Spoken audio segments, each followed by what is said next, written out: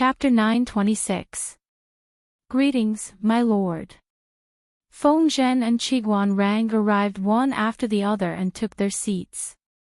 No need for formalities. I called you here for one thing, Jiang Pingji said. Previously, I suggested preparing for the northern borderline. Now that we've rested enough, I'm preparing to make a move next spring. But I still need to hear your opinions on this matter. Both of them were stunned. They were not mentally prepared at all. Following a lord who could do whatever she wanted, they could enjoy a different kind of stimulation every moment. Qiguan Rang asked, "What news did my lord receive?" If there was no external stimulation, his lord wouldn't go crazy with people at every turn. Jiang Pingji frowned as she recounted the day's experience. They stationed troops in Shangyu County. Although it was at the border of the grasslands, there were already many traces of wild rabbits. One could imagine what the situation would be like in the northern borderline, where the grass was more plentiful. Her intuition told her that next year was the best time to make a move. If they fought quickly, they could turn around and join the warlords in the Central Plains after a short rest. Then, they could take advantage of the situation. If they missed this opportunity, it would be hard to say.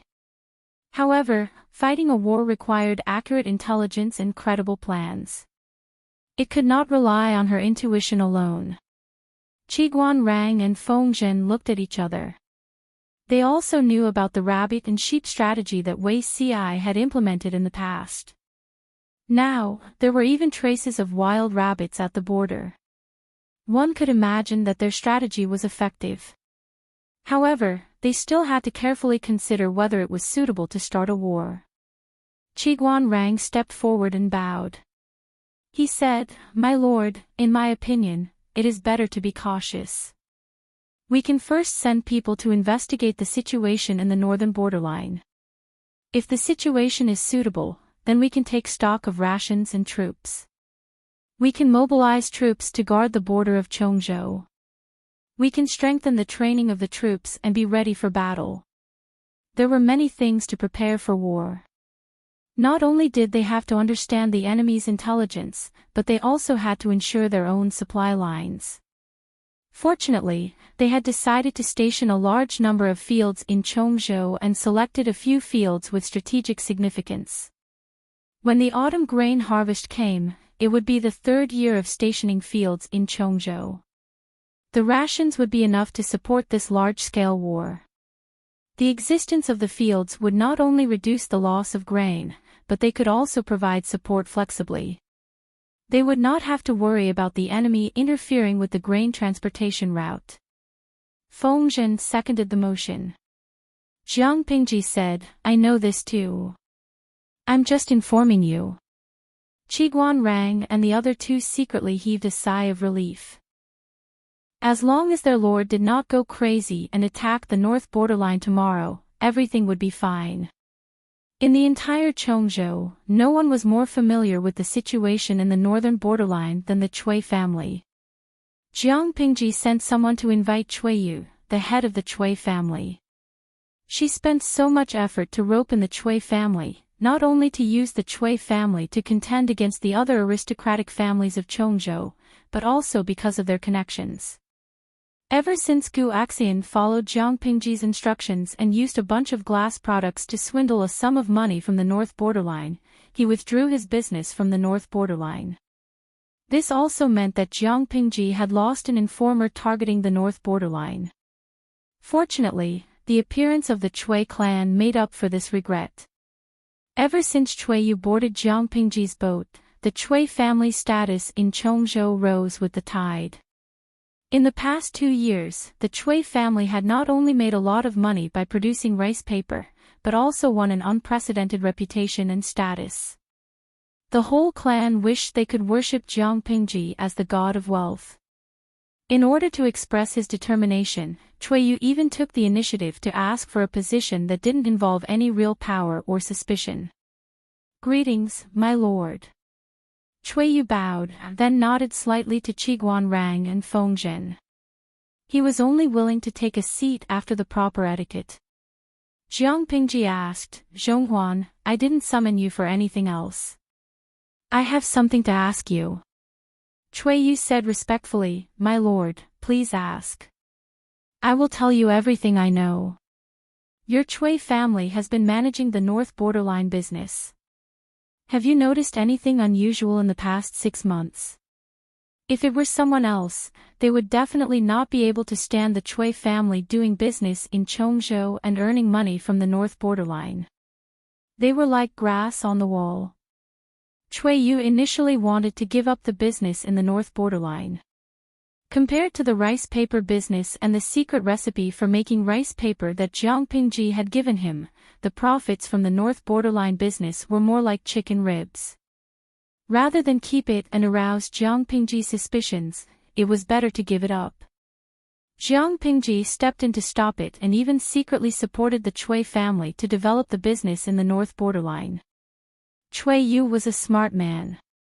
He immediately came to his senses and put more effort into managing the business in the North Borderline in the past 2 years. Something unusual. Cui Yu thought for a moment and said in shame, What are you referring to? The warhorses produced by the Northern Kingdom's horse farm, the living conditions of ordinary herdsmen, the changes in the Northern Kingdom's court officials. That's about it. Jiang Pingji circled the area, so it was much easier for Cui Yu to answer. Because of the horse plague, there is not a single horse farm left in the north. However, production had been restored in the past 2 years. It was said that the largest farm had more than 700 new foals this year. The bloodline of the breed can't compare to those bred before, but it's still a rare breed. Cui Yu continued, the ordinary herdsmen are still the same. Their previous losses were too heavy, and they haven't recovered yet. As for the changes in the Northern Borderline's court, perhaps because of his paranoia, the king of the Northern Borderline no longer trusts the wise Wu Liba. I heard that the king of the Northern Borderline's health is showing signs of decline. A few of the adult princes are already involved in political affairs, and there are faint signs of a fight for the throne. Many of the court officials have chosen to side with him, openly or secretly. Jiang Pingji knitted her brows tightly after she heard that. More than 700. So many. Jiang Pingji was shocked when she heard the number. It takes at least 3 years for a foal to reach adulthood. How long had it been since the horse plague in the Northern Borderline? The number of 700 was only the output of the largest farm. Including other farms of various sizes, the number of foals produced was at least 2,000. Where did they get so many maras that were of the right age to give birth? Cui Yu's expression was slightly solemn. He lowered his voice and said, My lord, I'm afraid we have to ask the Mengs in Changzhou about this. As soon as he finished speaking, Jiang Pingji raised her hand and smashed the table in front of her. Meng Zhan, that old bastard. One day, I'll dig up his ancestral grave. Isn't he afraid of going down in history? Almost all the horse farms in Dongqing were in Changzhou. In other words, the Mengs controlled the life and death of the horse farms in Dongqing. Without the Mengs' permission, how could so many pregnant maras be sent to the Northern Borderline?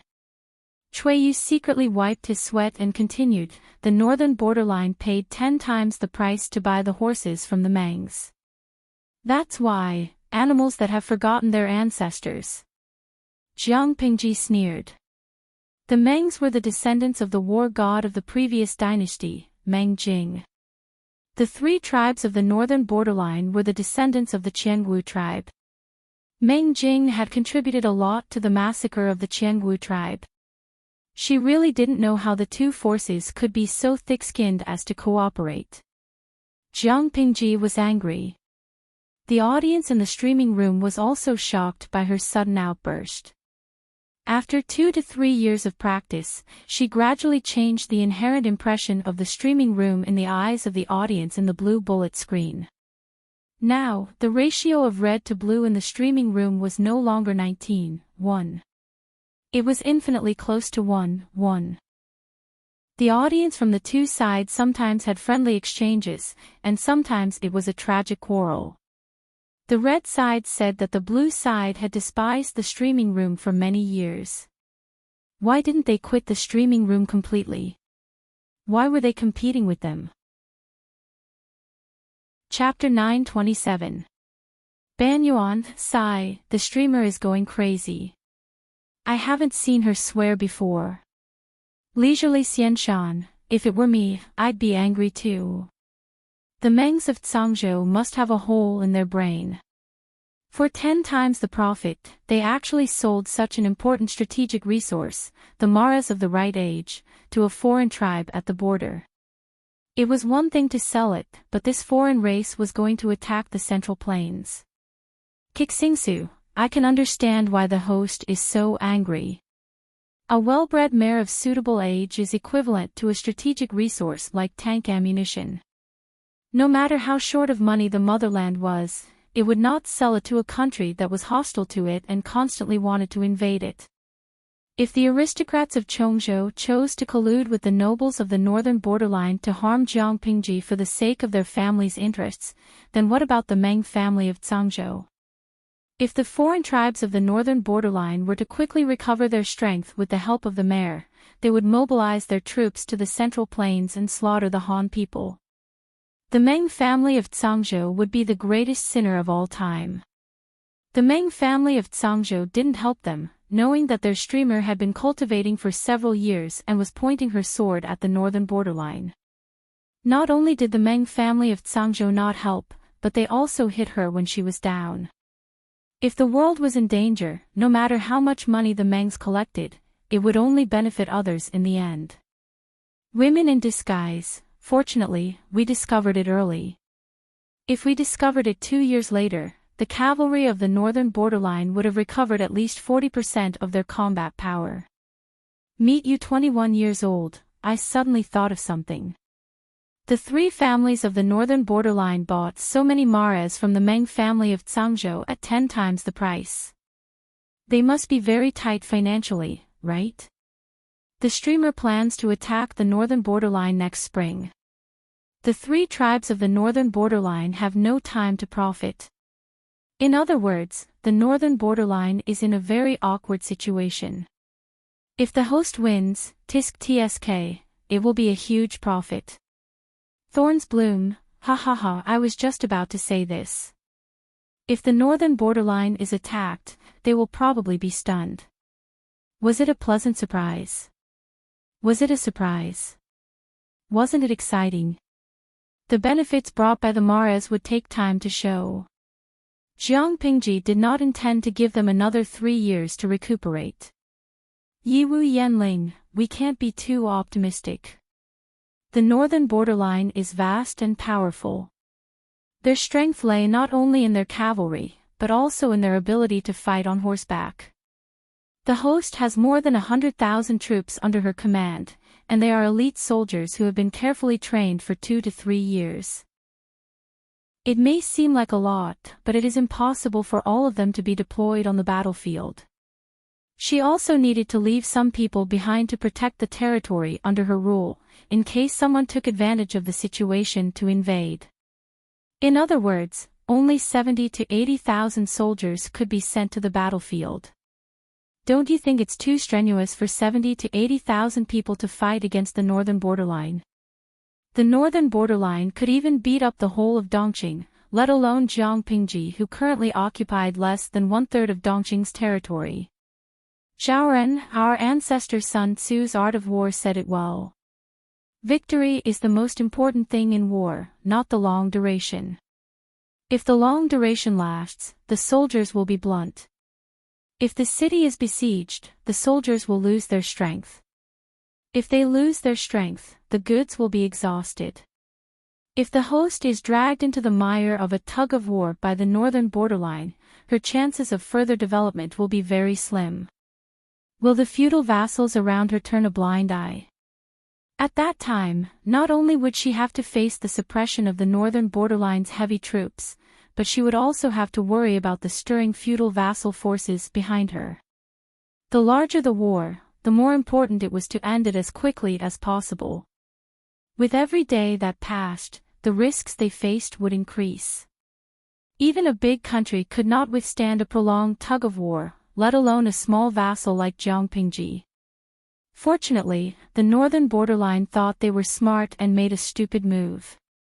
They greatly underestimated Jiangpingji's strength and ambition. If it had been other feudal vassals, they might not have dared to take the initiative to stroke the tiger's whiskers in the northern frontier, much less 3 years. The northern borderline could take advantage of the gap of a few years to recover its vitality as soon as possible and recover the investment it had invested. After taking a breather, they could regain their arrogance. However, this was Jiangpingji. She started plotting against the people of the northern borderline at the age of 12. Would she watch such a good opportunity slip away from her eyes? Now, it was time to consider pulling in the net. Jiangpingji said with a serious expression, "This matter is very important. The secret must not be leaked and the northern borderline will find out in advance."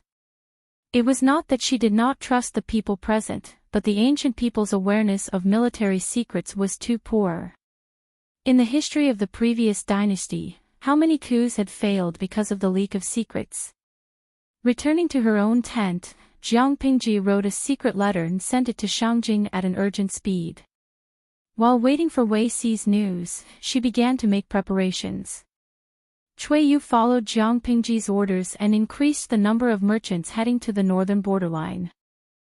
In order to gain the trust of the northern borderline, Cui Yu smuggled rice paper at a high price with Jiangpingji's tacit approval. Using this method, the Cui family's business reached out to the political class of the northern borderline.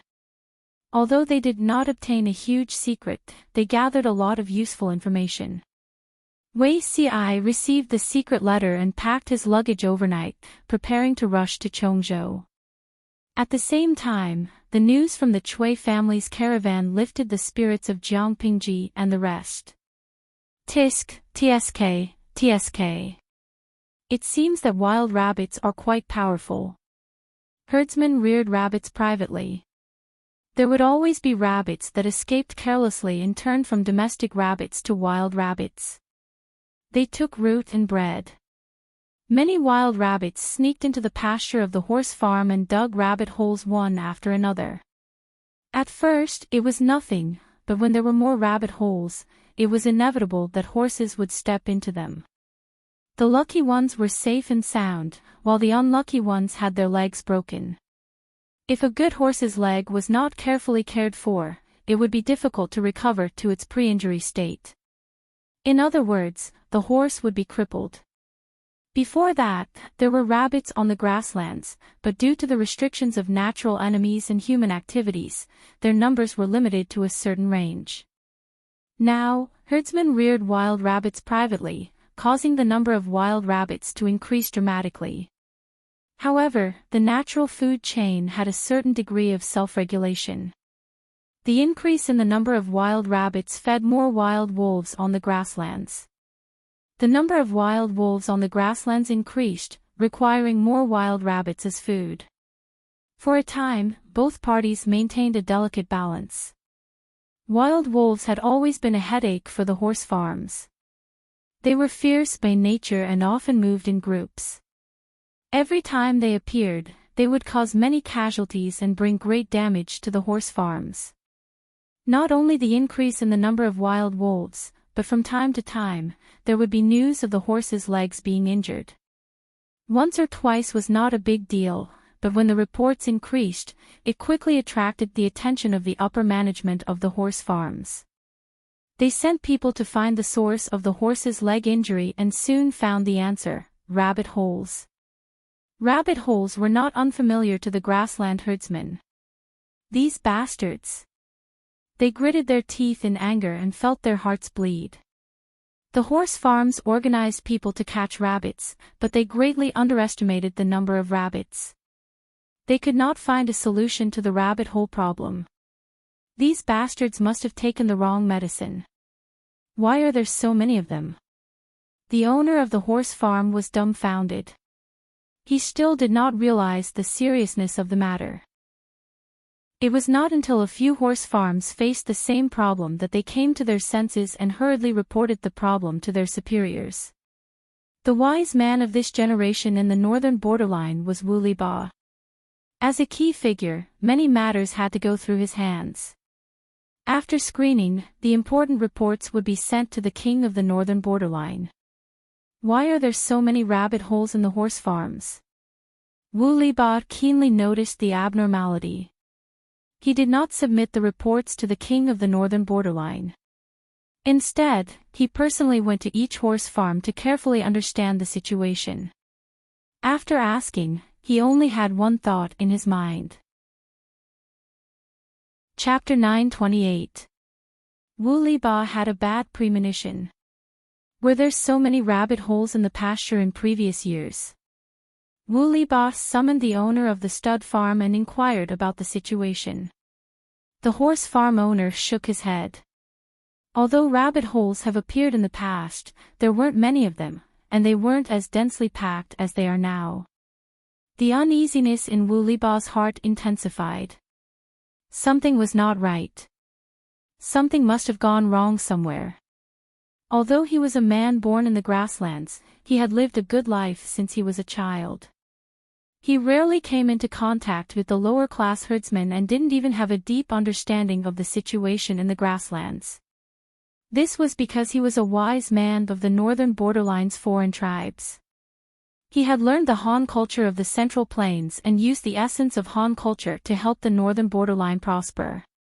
All these years, in order to help the northern borderline recover from the horse plague, Wu Liba did not have the heart to focus on anything else. Moreover, the king of the northern borderline was getting older, and the princes under him were getting more and more mature. The fight for the throne was about to surface. With two hidden dangers added together, how could Wu Liba have the energy to care about the lives of the lowly herdsmen? If it wasn't for the fact that the number of rabbit holes had increased greatly, causing the horses in the farm to be crippled, he wouldn't have investigated to the end. When his subordinates placed the information they had found in front of him, Wu Liba was so angry that he slammed his palm on the table, his expression ferocious. Who allowed these fools to act smart and raise wild rabbits? Wu Liba was exasperated. The guard was startled, and then he lowered his head to conceal the rage that surged in his eyes.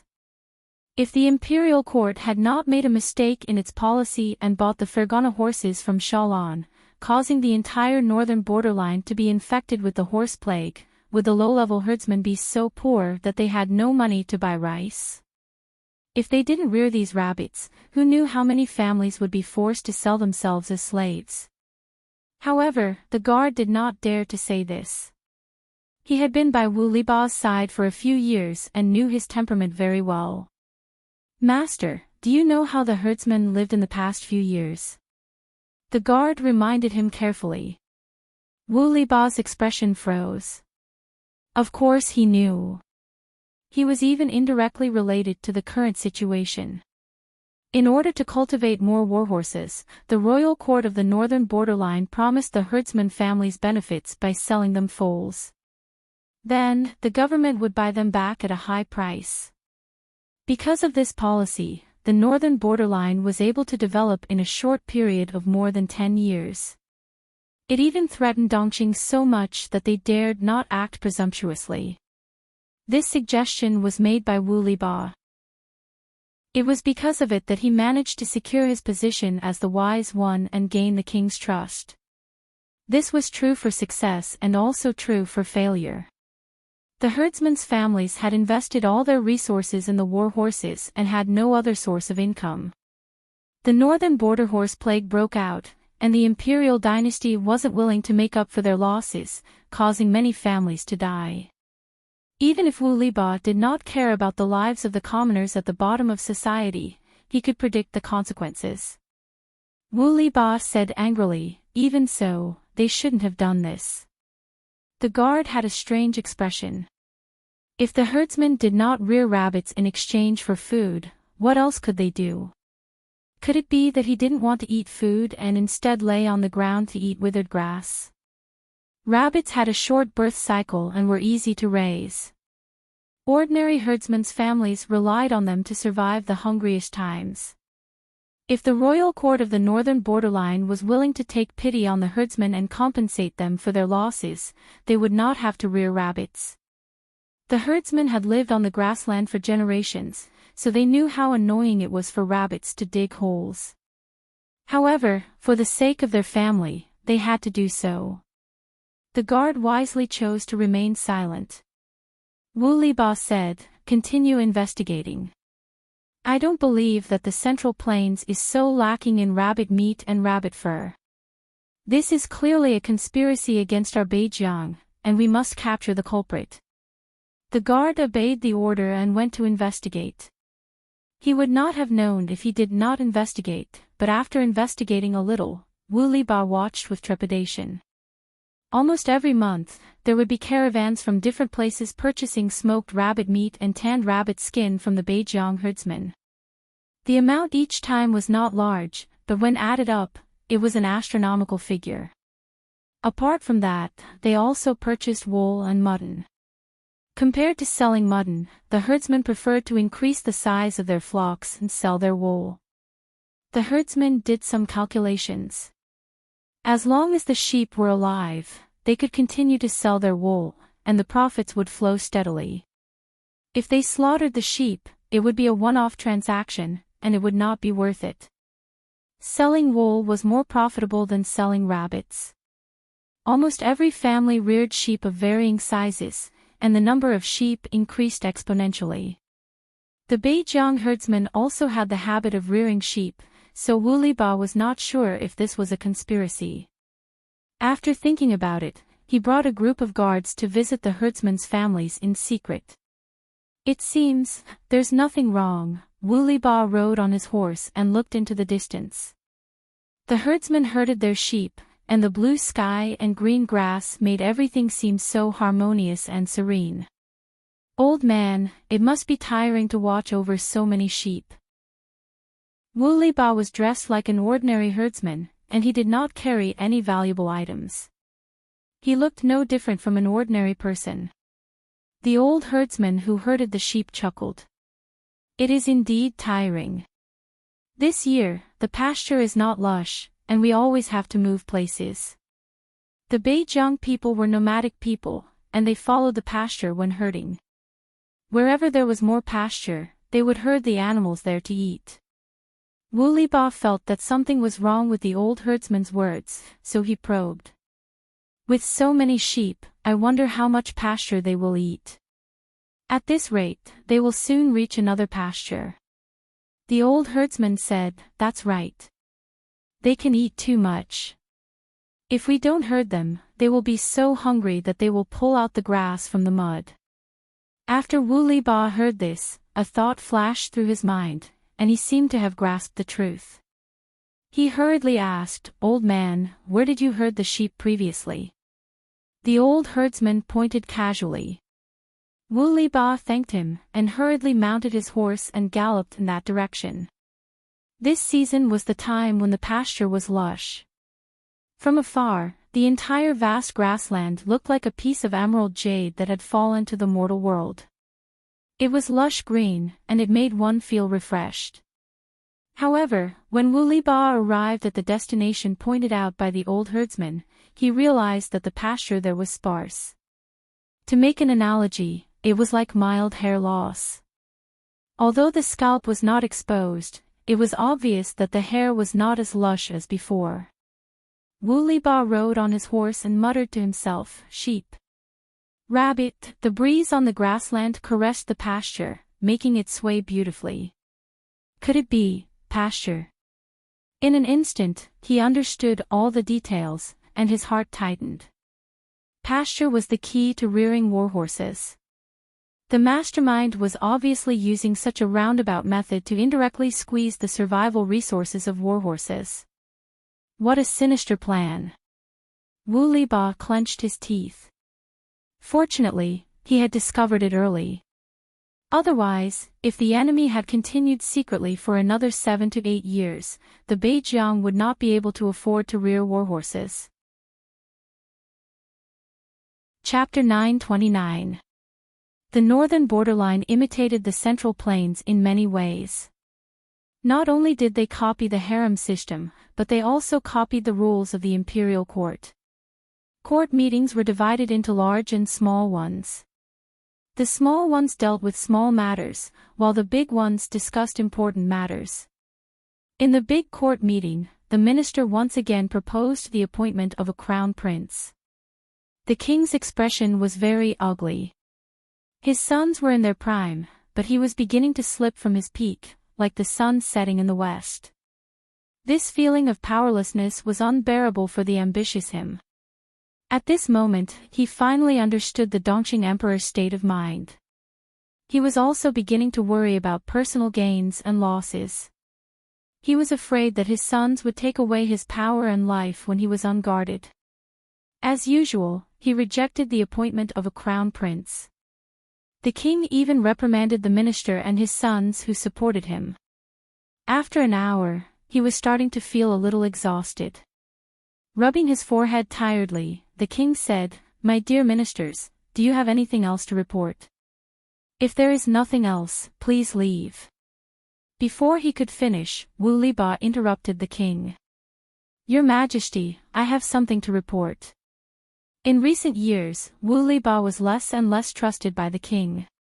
Because of the horse plague, he was almost convicted. After hiding his strength and biding his time for a few years, Wu Liba's presence in the imperial court gradually diminished. Thinking about it carefully, this was the first time he had made a report at the big court meeting this year. Seeing that the person who stepped out was Wu Liba, the king of the northern borderline had no choice but to endure his fatigue and continue listening. "What is it?" Wu Liba handed over the bamboo scroll that he had written. "Your Majesty, I have been visiting for a few days and found that the herdsmen are raising a large number of rabbits and sheep. If this goes on, these animals will definitely occupy the pasture, causing the war horses to have no grass to eat. Now, it is a critical time for us to recover our vitality. We must not let our guard down. The major horse farms have reported that more and more war horses have broken their legs because of the rabbit holes. This means..." The king of the northern borderline glanced at it and frowned.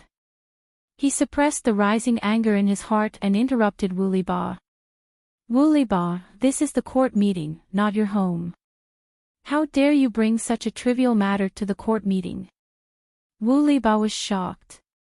He hurriedly half-knelt on the ground and made a gesture of allegiance. He said, "Your Majesty, I'm definitely not trying to scare you.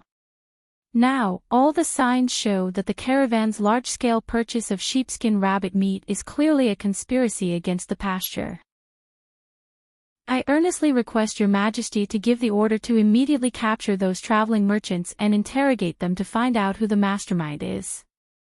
The king of the northern borderline was furious. Wu Liba rarely cared about the lives of the lowly herdsmen. As the ambitious king of the northern borderline, it was even more impossible for him to care about the ordinary herdsmen. In his opinion, it was very normal for herdsmen to raise rabbits and goats. If there was anything abnormal, it would at most be carelessly releasing the rabbits, allowing them to breed. However, was this a big deal? As for the herd of sheep, the ancestors of the northern borderline relied on herding for a living. What was so strange about herding horses and sheep? Could it be that the old ancestor herding horses and sheep was also a conspiracy of someone with ulterior motives? The older you get, the more muddled you become. The king of the northern borderline scolded and threw the bamboo scroll with great force, hitting Wu Liba's forehead. Wu Liba did not expect to face such humiliation. He did not even have time to dodge. He was hit squarely by the bamboo scroll, causing his vision to turn black. His body, which was kneeling on one knee, swayed. The courtiers in the court were silent. They looked at Wu Liba from the corner of their eyes, as if mocking him for making a mountain out of a molehill. So what if they reared many rabbits and goats? The grasslands of the northern borderline were so big, how could they be eaten up by these two kinds of beasts? Even if they really ate them up, the grasslands would still be covered with green grass the next spring. They really did not know what was wrong with Woollyba. It was not easy for him to have a chance to speak in the court, but he actually talked about such a trivial matter. Your Majesty. Woollyba seemed to have aged a few years.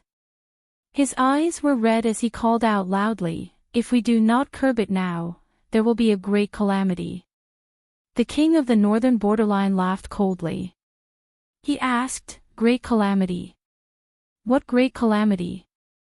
"The northern borderline is rich in pasture. How can mere beasts eat it up?" Another courtier chimed in, "Yes, grass is the most vigorous and unyielding existence in the grasslands." "I really do not know what your Excellency Woollyba is worried about. I have not read the books of the Central Plains, but I do know that there is a saying, groundless fears. Isn't that saying referring to you? As the wise man of the northern borderline, when had Woollyba ever been mocked like this? When the northern borderline was threatened by the Central Plains, these people had stuck close to him.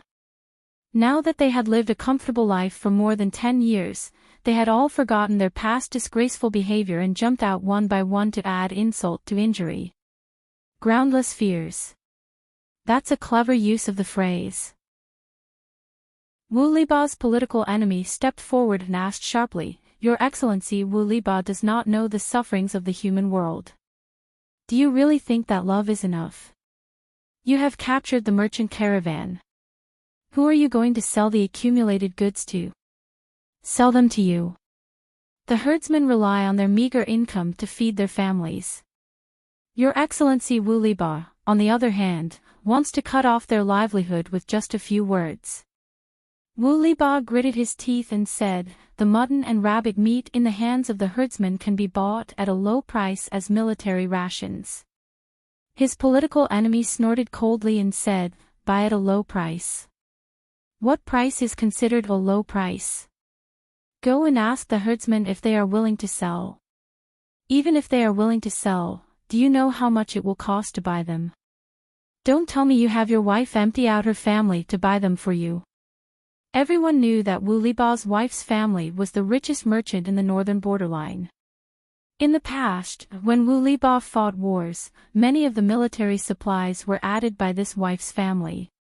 Back then, Guaxian Xian's colored glass of the Heavenly Palace had cheated the noblewomen and merchants of the northern borderline, swindling over 20 million strings of coins from them. Woollyba's wife's family was devastated by this setback. Now, not to mention funding Woollyba, it would be good enough if they did not occasionally come to Woollyba to ask for favors. This political enemy had purposely brought up this matter to humiliate Woollyba. Woollyba was choked by the other party's words and almost couldn't breathe. If this was any other time, of course, he could think of a countermeasure. Now that he had suffered consecutive blows, he could not calm down at all. The political enemy sneered and bent down to whisper in Woollyba's ear, "Even if the king does as you wish, I'm afraid he will not be able to." Woollyba suddenly turned around and glared at him fiercely. The political enemy smiled brightly, but his words were filled with thorns. "Sir, have you forgotten that it was you who suggested that the king purchase Mares from the Tsangzhou horse farm at a high price to fill up the farm so that it can recover quickly? The imperial court's finances are already stretched thin, yet you still bring up such a suggestion to the king at this time. The northern borderline imperial court was already so poor that they did not even have much food reserves. If they captured the merchant caravans and cut off the livelihood of the citizens, then they would incur the wrath of the masses." Woollyba was usually quite smart. Why was he so muddle-headed when faced with such a matter? Or could it be that this person was used to being arrogant and thought that the northern borderline's prosperity was due to him alone? There was a saying in the Central Plains that went, "Water can carry a boat, but it can also capsize it." This was not only used in the countries of the Central Plains, but also in the northern borderline. If the king of the northern borderline no longer had the hearts of the people, the herdsmen would turn and support the leaders of other tribes. Chapter 930. Wu Liba was exasperated. He said angrily, "Are we just going to ignore this and allow the mastermind to succeed? If the king's hegemony stops here, you will be sinners for all eternity. Who can bear the responsibility? Since you are loyal to the king, shouldn't you think for him?" As he spoke, his heart trembled. He was so angry that his entire face was green. How can the king fulfill his grand ambition of ruling the Central Plains if we allow these treacherous officials to drag us down? The political enemy's expression turned serious.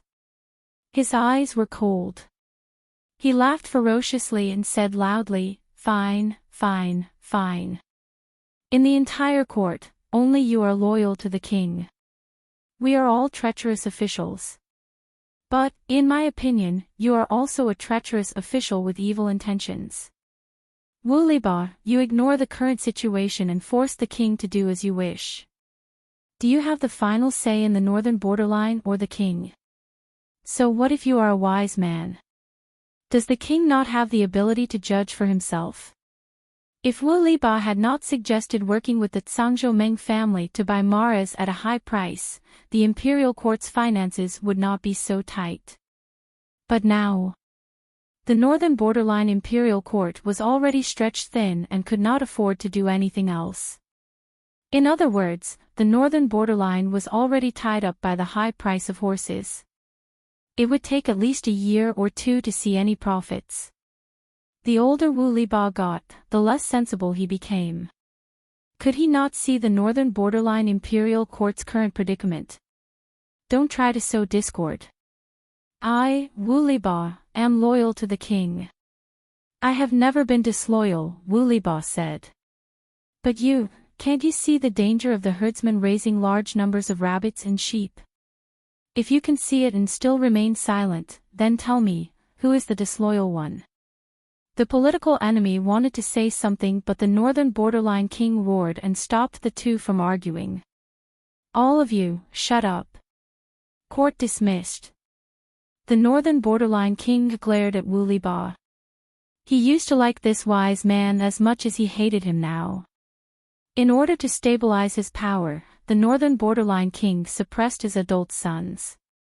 He deliberately ignored Wu Liba and tried to marginalize him. Why? Who asked the herdsmen to deify the wise man and think that whoever Wu Liba stood on was the real king of the grasslands? If it had been his younger self, he would not have cared about these rumors because he had the confidence to make Wu Liba work for him. Now that he was getting older, his health was not as good as before, but his children were still in the prime of their lives. Hearing similar rumors again, the king of the northern borderline only felt that it was ear-piercing. Even though he was slowly weakening Wu Liba, his sons were still rushing to curry favor with him. Which leader could endure this? After the court was dismissed, the king of the northern borderline privately summoned his confidant, Wu Liba's political enemy, the person who had been at loggerheads with Wu Liba. Greetings, Your Majesty.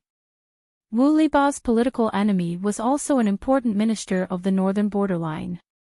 His name was Haruncha. Haruncha, what do you think of Wu Liba's words? Are they just exaggerations, or are they true? The king of the northern borderline was still hesitant. He understood Wu Liba's character. If it was not truly important, Wu Liba would not be so insistent. Harun Cha's eyes flashed with a cold light. He looked very confident. I'd rather believe it than not. Of course, 1 or 2 rabbits and goats cannot amount to much, but what about thousands, tens of thousands, or even millions? It's like the locusts in the Central Plains. 1 or 2 may not be able to move, but the locusts that cover the sky and cover the sun can instantly gnaw a man into a pile of bones and destroy thousands of miles of fertile land. Your Majesty's ambition is the Central Plains. Naturally, you know what the situation is like after the locust plague in the Central Plains. Harun Cha had not studied much. He was a typical northern borderline man. He advocated martial arts and despised words, especially the Confucian culture of the Central Plains. In his view, the northern borderline was a lion, and those sour Confucian words were a poison that corroded the will of the lion. That was why he especially hated Wu Liba. After all, Wu Liba had learned the culture of the Central Plains since he was young. After entering the political center of the northern borderline, he had proposed to promote the culture of the Central Plains several times. And so, Wu Liba was hated by Herentia. However, the king of the northern borderline was an ambitious man. He knew very well who would be most beneficial to him. Every time Wu Liba and Harun Cha were at odds, the king of the northern borderline would choose to side with the former. Harun Cha had always been suppressed by Wu Liba and could not lift his head for decades. Now, the tables had turned. Harun Cha learned from his painful experience and recruited his advisors to help him strategize. He had a vague posture of replacing Wu Liba. What you say makes sense. The king of the northern borderline thought of the locust plague and could not help but shiver. He then smiled bitterly. But what? But they had no money now. If they drove away the merchants with ulterior motives, what would happen to the rabbits and sheep in the hands of the northern borderline herdsmen? Wouldn't the herdsmen explode on the spot? Harun Cha sighed. If that's the case, why doesn't your majesty do the opposite? The king's eyes lit up. He asked, what do you mean by the opposite? Harun Cha said, no matter who is controlling the caravans, your majesty pretends not to know. Pretend not to know. The king of the northern borderline was stunned. He could not understand. Harun Cha was secretly pleased. It felt good to keep others in suspense. No wonder Wu Liba, that sour Confucian, liked to put on an act. Yes, pretend not to know. Harun Cha continued to act under the king's urging gaze. He said, Your Majesty, how can you treat rabbits and wild rabbits the same? Rabbits are lazy and stupid. Their meat is too fat and their fur is not bright. Wild rabbits are alert and intelligent. They run on the grasslands all year round to avoid enemies. Their meat is tender and chewy. The price of the latter is naturally higher than the former. In the past, those merchants could get away with it, but not this year. Your Majesty will send someone to hint to the merchants to increase the price of wild rabbits. This way, the herdsmen will spontaneously catch wild rabbits. The herdsmen will earn a lot, and your Majesty will not have to waste extra manpower to get rid of the wild rabbits on the grasslands. The king's eyes lit up. He had not thought of this idea. Is this feasible? Harun Cha said, Of course it is feasible. Your Majesty will not have to pay to get rid of the extra wild rabbits, and the herdsmen will be grateful to you. The king was overjoyed. This is a wonderful plan. Harun Cha could not help but smile. He said a few humble words. You don't have to be so humble. The king sighed. He raised his hand and patted the other's shoulder. He said, Compared to Wu Liba, who always causes trouble for me, you are the one who is truly loyal. Not only did you offer elixirs, but you also gave me advice. Harun Cha said, This is what your subjects should do. The king of the northern borderline felt waves of fatigue. He asked the female slave to bring his medicine. After a while, the king of the northern borderline felt refreshed. His face was rosy and his eyes were bright. As expected of the secret recipe of the Xia imperial court. It is good stuff for the emperor to enjoy. It is indeed effective. He let out a long sigh. His expression was dreamy. Because of his old age, his body was not as good as before. He could not even satisfy the women in his backyard. To a proud man of the northern borderline, this was an unbearable humiliation. Fortunately, Harun Cha was loyal and gave him the elixir recipe that only the emperor had the right to use. Every time he took it, he felt refreshed and full of vitality. He was even more energetic when it came to sex. It was said that long-term use could also prolong one's life. Chapter 931. Herenche and Wu Liba had been at each other's throats for many years and had always been at a disadvantage. Now that he had the help of an advisor, he was like a tiger that had grown wings. There were signs that he would replace Wu Liba as the wise one. Speaking of advisors, Herenche's lips curled into a smug smile. He hated scholars, but he also knew that if the North Borderline wanted to be strong and prosperous, the brains of those scholars were indispensable. Coincidentally, among the slaves he bought, there was a scholar who came from a poor family. Moreover, he was a talented person with the ability to rule the world. Not only did Herenche free him from his slave status, he even put him in an important position and provided him with a luxurious life. There was a saying in the Central Plains that went like this: a scholar would die for his bosom friend. Herenche felt that the fact that he had saved his advisor's life was enough for him to sacrifice his life for him. Sure enough, that advisor also had the temperament of a Confucian scholar. He wholeheartedly wanted to repay Herenche for saving his life. Ever since he received the guidance of his advisor, Herenche quickly recruited his own group of forces in the imperial court. In order to consolidate his power, the advisor also offered an elixir formula, Hanshi powder. Hanshi powder was a miraculous medicine that was highly recommended by the aristocratic families of the Central Plains. Quite a number of scholars liked to consume it during gatherings to stimulate their own inspiration. After consuming it, one's mind would be clear, as if they were being assisted by God. Furthermore, it would have the miraculous effect of prolonging one's life and replenishing one's yang energy. Herenche had some doubts at first, but after careful investigation, he confirmed that his advisor was not lying. Hanshi powder was indeed a good thing, only the rich and powerful aristocratic families had the right to consume it. Herenche ate the Amway. However, good things could not be enjoyed by himself. He first thought of the king of the northern borderline. By offering the prescription of the Hanshi powder, Herenche gained even more trust from the king of the northern borderline.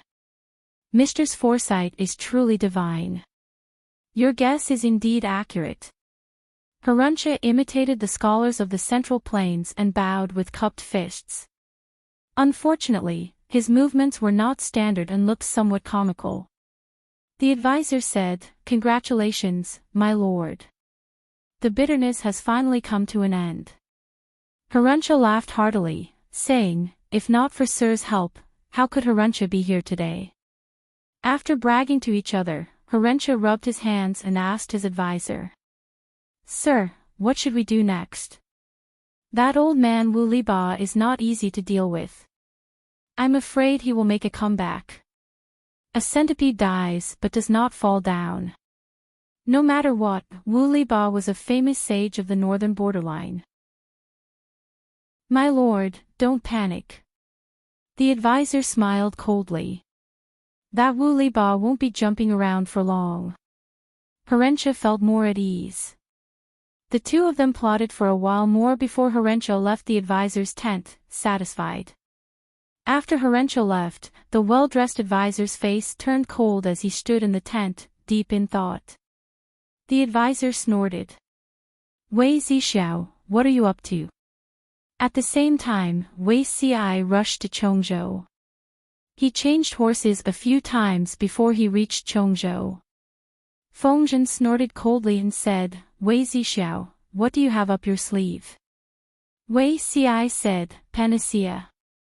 Fengzhen choked. Qiguan Rang frowned. "Does Zixiao have other plans?"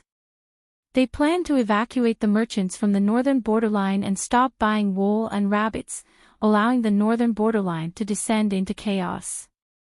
If the herdsmen could not sell their rabbits and goats, it would inevitably lead to civil unrest. Even if it couldn't shake the northern border imperial court, it could cause the tribes in the northern border to be at odds.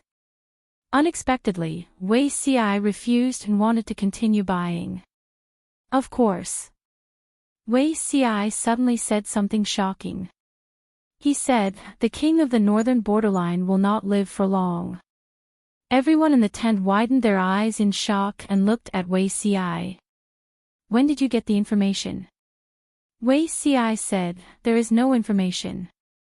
Feng Zhen pressed his throbbing brows and said impatiently, "Say everything at once, don't say one sentence at a time." Wei Ci gave Feng Zhen a meaningful look, which made the other party feel baffled. "The king of the northern borderline is addicted to hanshi powder, he takes it without restraint. His body is strong on the outside but weak on the inside, he won't live for long." Hanshi powder. Hearing these 3 words, Feng Zhen shuddered subconsciously. He had no choice, the experience of being forced to quit by Jiang Pingji was too deep. Occasionally, he would dream about it in the middle of the night and be scared awake. "Are you sure?" Wei Ci said, "Absolutely sure." Feng Zhen's heart skipped a beat. "Wait, could it be, you are plotting something again?" Wei Ci said, "It's nothing." After saying that, he refused to continue, making Feng Zhen and Qiguan Rang so angry that they wanted to hit him. Jiang Pingji, who was sitting at the head of the table, laughed and said, "Zixiao, don't tease him, in case he quits." Wei Ci nodded slightly and did not answer directly. Instead, he mentioned another matter. "I am supervising the construction of the provincial government in Shangjing. Someone came to visit me at night. This person is a slave, an old escaped slave. He said to Ci that he wants to enter the Lord's tent and serve her." Feng Zhen said in surprise, "An old escaped slave. And he wants to recommend himself. Could it be that this person has some background?"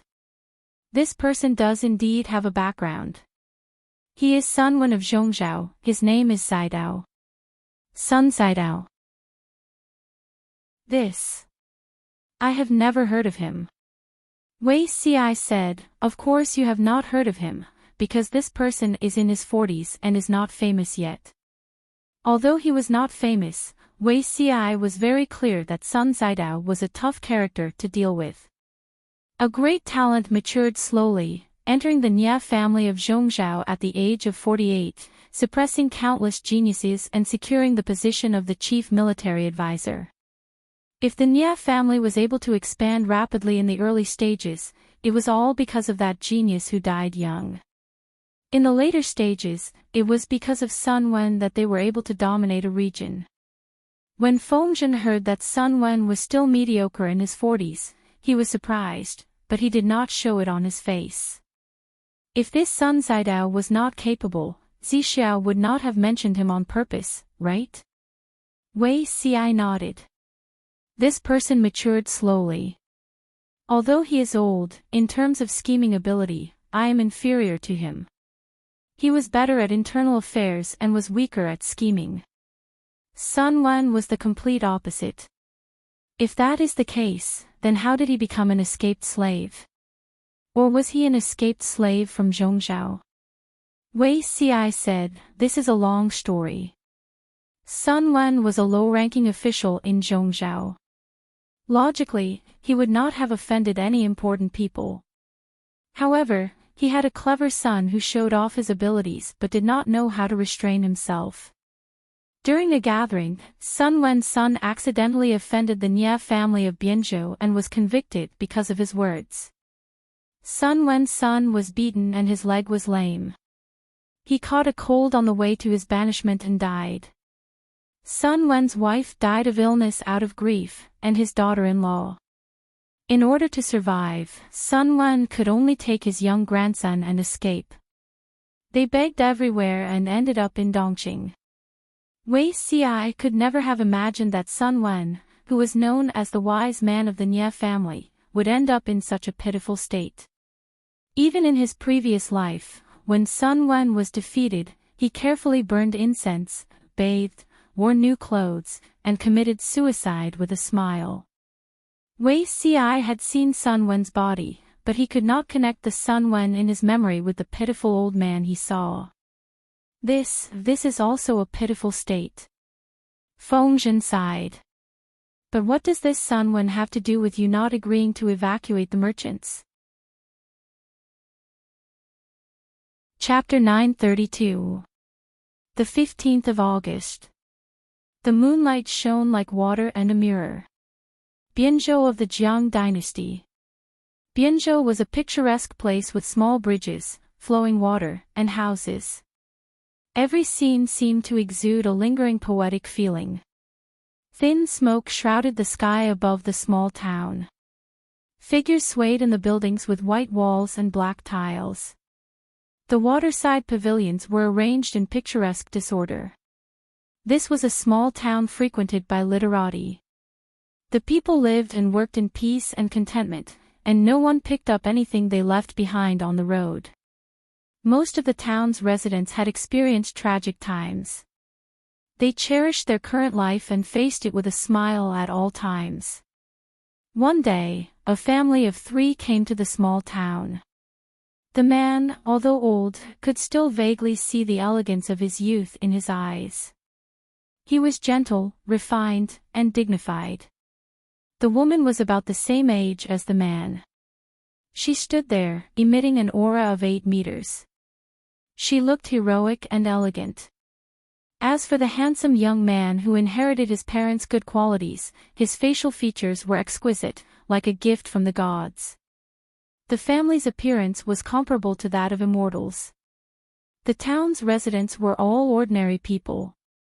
Occasionally seeing someone with good facial features would shock them, not to mention a real immortal. This family settled down in the small town. The man opened a bookstore on the street, selling ink, paper, inkstone, zither, chess, calligraphy, and other trinkets. The woman had nothing to do. She would either ride her horse through the streets or stand in the bookstore, staring at the man until he turned away. Although the couple was a little strange, it did not stop the town's residents from eyeing their son. East of the city, Minister Liu only had one daughter. She was tall and sturdy with an ugly face and a fierce temperament. The strong men took a detour when they saw her. Minister Liu was so worried about his daughter's marriage that his hair was about to fall off. However, his daughter did not care and continued to do whatever she wanted. Seeing that his daughter was about to cross the age of 20, Minister Liu gritted his teeth and decided to take in a son-in-law. With his son-in-law on his hands, would he be afraid that he would give birth to trouble or dislike his daughter? However, Minister Liu had a bad reputation and his daughter was a ghost. Even a beggar would not be willing to be their son-in-law. Just as Minister Liu was about to shift his gaze to the nearby town, the family of 3 entered his sight. "Daddy, I won't marry anyone but him." Minister Liu's daughter had good taste. She immediately saw the handsome young man who was about 18 years old. "Deal. Father is here to propose a marriage for you today." Liu Yuanwei patted his chest and agreed. The 15th day of the 8th lunar month was the National Day of Reunion. Most of the people had already closed their shops, but the bookstore on the street was still open. Where did Fusho go today? When Officer Liu came to the door with icemen to propose marriage, he heard the woman sitting on the counter from afar and turned his head to ask the man inside. The man replied with a smile, "Isn't it to avoid you?" This person was actually over 50 years old, but from his appearance, he seemed to be less than 40 years old. "Why are you avoiding me?" The woman boldly propped up one leg and placed it on the counter, completely ignoring the gazes of the outside world. She said, "In the past, I was too busy to look at him, so he felt sad in private. Now that I've been watching him every day, he's hiding faster than a rabbit. Distance makes the heart grow fonder." The man smiled. "He doesn't like to practice martial arts. You beat him all day, how could he not hide?" The woman raised her eyebrows. "Fusho is already 18 years old. His arms can't even pull a stone bow.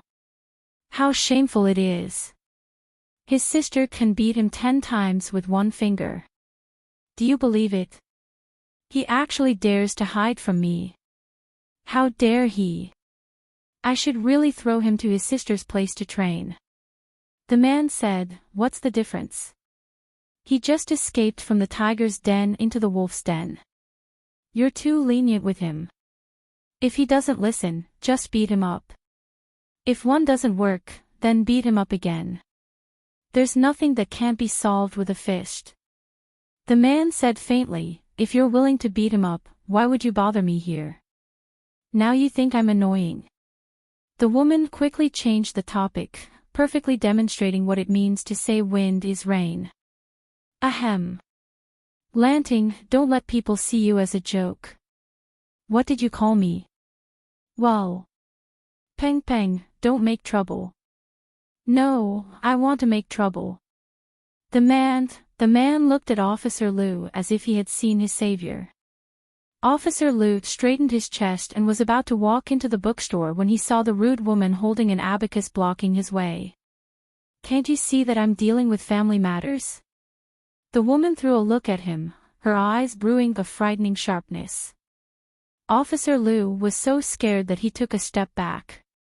After a while, Officer Liu felt that something was wrong. He was here to propose marriage. He motioned for Iceman to come forward and state his purpose. In his opinion, this family of 3 was just an outsider with no local relatives. How could they fight against a local snake like him? Iceman chuckled and stated his purpose. The expressions of the old couple changed. The man looked up at them and asked with a smile, marry into our family? The woman said, propose marriage. To whom? Officer Liu said, to your son, of course. The woman laughed and said, look at your face. Even if you marry a fairy-like wife, your daughter won't be any better, right?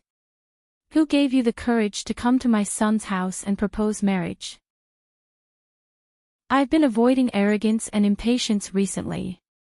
I don't want to get angry. If you know what's good for you, get lost. How could Officer Liu not hear that she was mocking him for being ugly? He was so angry that his whole face kept twitching. You two don't want to live here anymore, do you?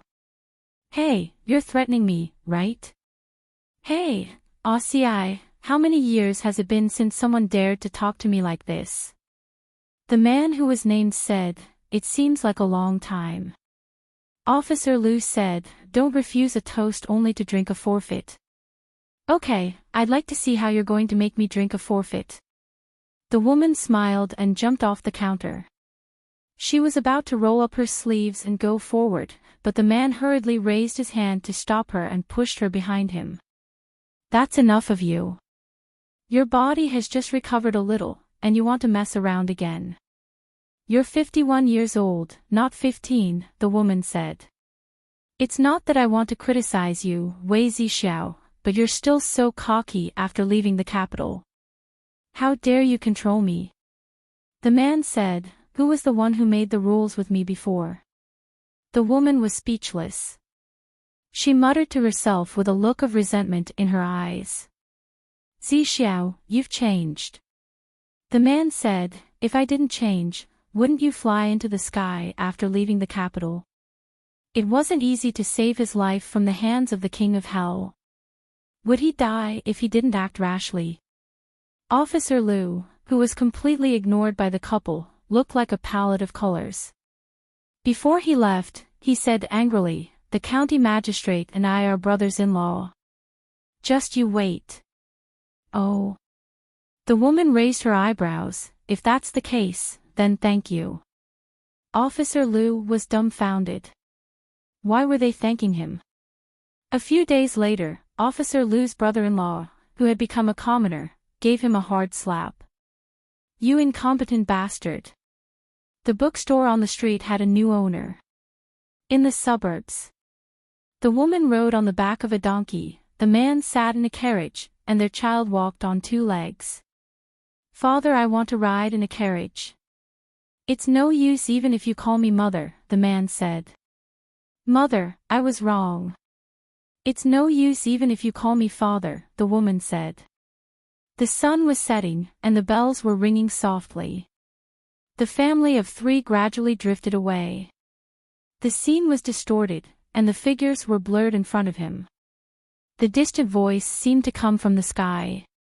Blood splattered all over the soft mattress, but none of the officials were able to stop him in time. He used up the last of his strength and turned his gaze to a certain place. His body became colder and heavier, and he gradually closed his eyes. Bang! Chapter 933. Jiang Pingji felt dizzy, like a rootless duckweed floating in the vast sea. Lu Shi's body was that of an ordinary person, after all. He would become weak when he was old, which was something Jiang Pingji could not resist. He could almost hear Jiang Yan's cries, as well as the shouts of the officials, whether sincere or not. Forget it, Jiang Pingji's consciousness was blurred. She felt endless regret and let the darkness engulf her consciousness. After some time, she felt a sense of crisis. She subconsciously jumped away from the attack. Her agility surprised her. Jiang Xiaozhou, your skills have regressed by more than a little. Who was it? Jiang Pingji heard a strange woman's laughing voice. It took her some effort to stabilize her body. It was so dazzling, the light around her was unusually bright. Jiang Pingji, who was used to the dark, was particularly uncomfortable. She even shed physiological tears. Who are you? Jiang Pingji blurted out. She subconsciously used her interstellar mother tongue that she had not used for many years. The woman was surprised and said sarcastically, Tisk, TSK. You were only injured once. How could you forget your old boss? Old boss.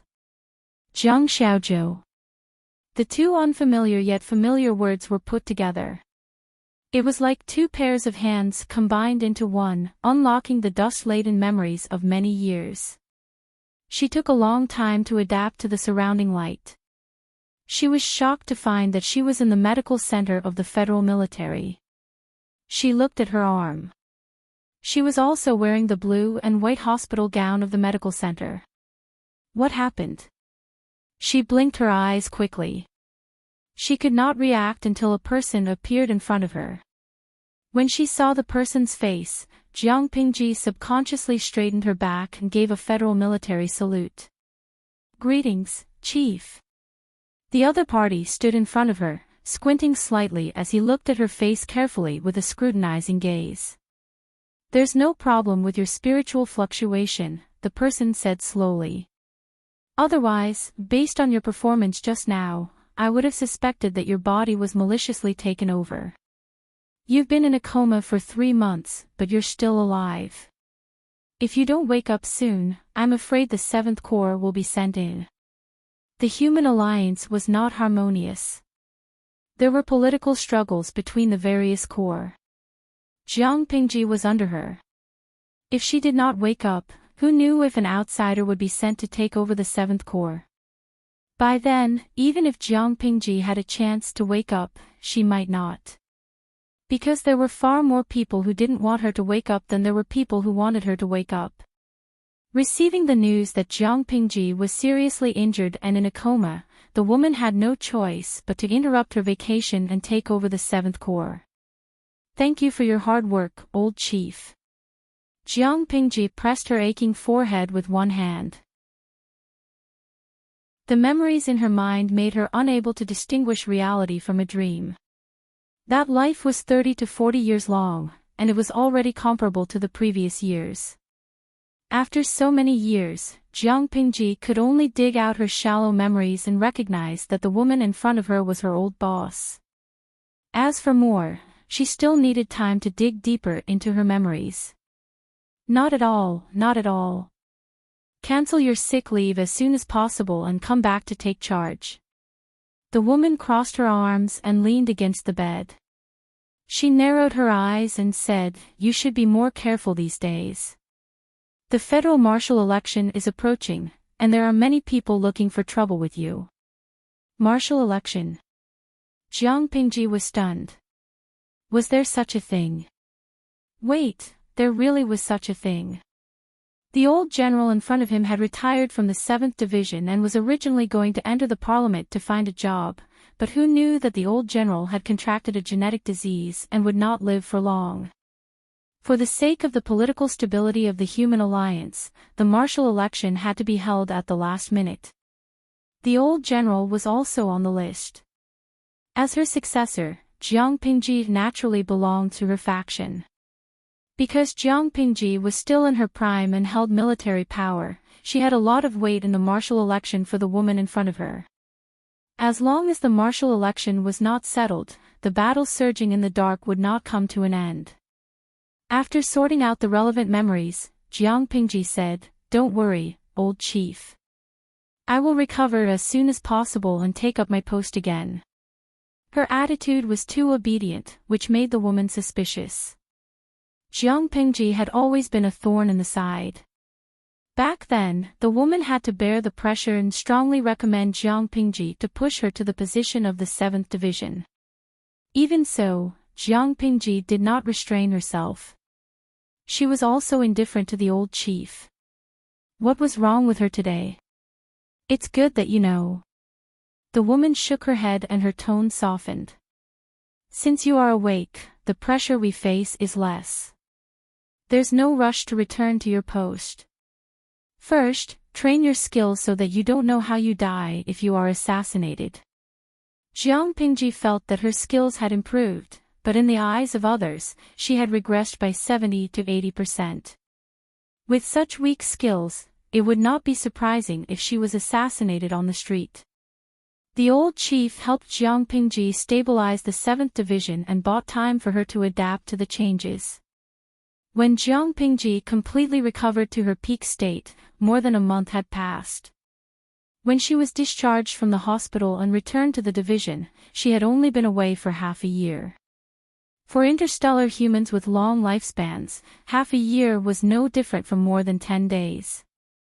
However, Jiang Pingji's change shocked all the officers of the 7th Division.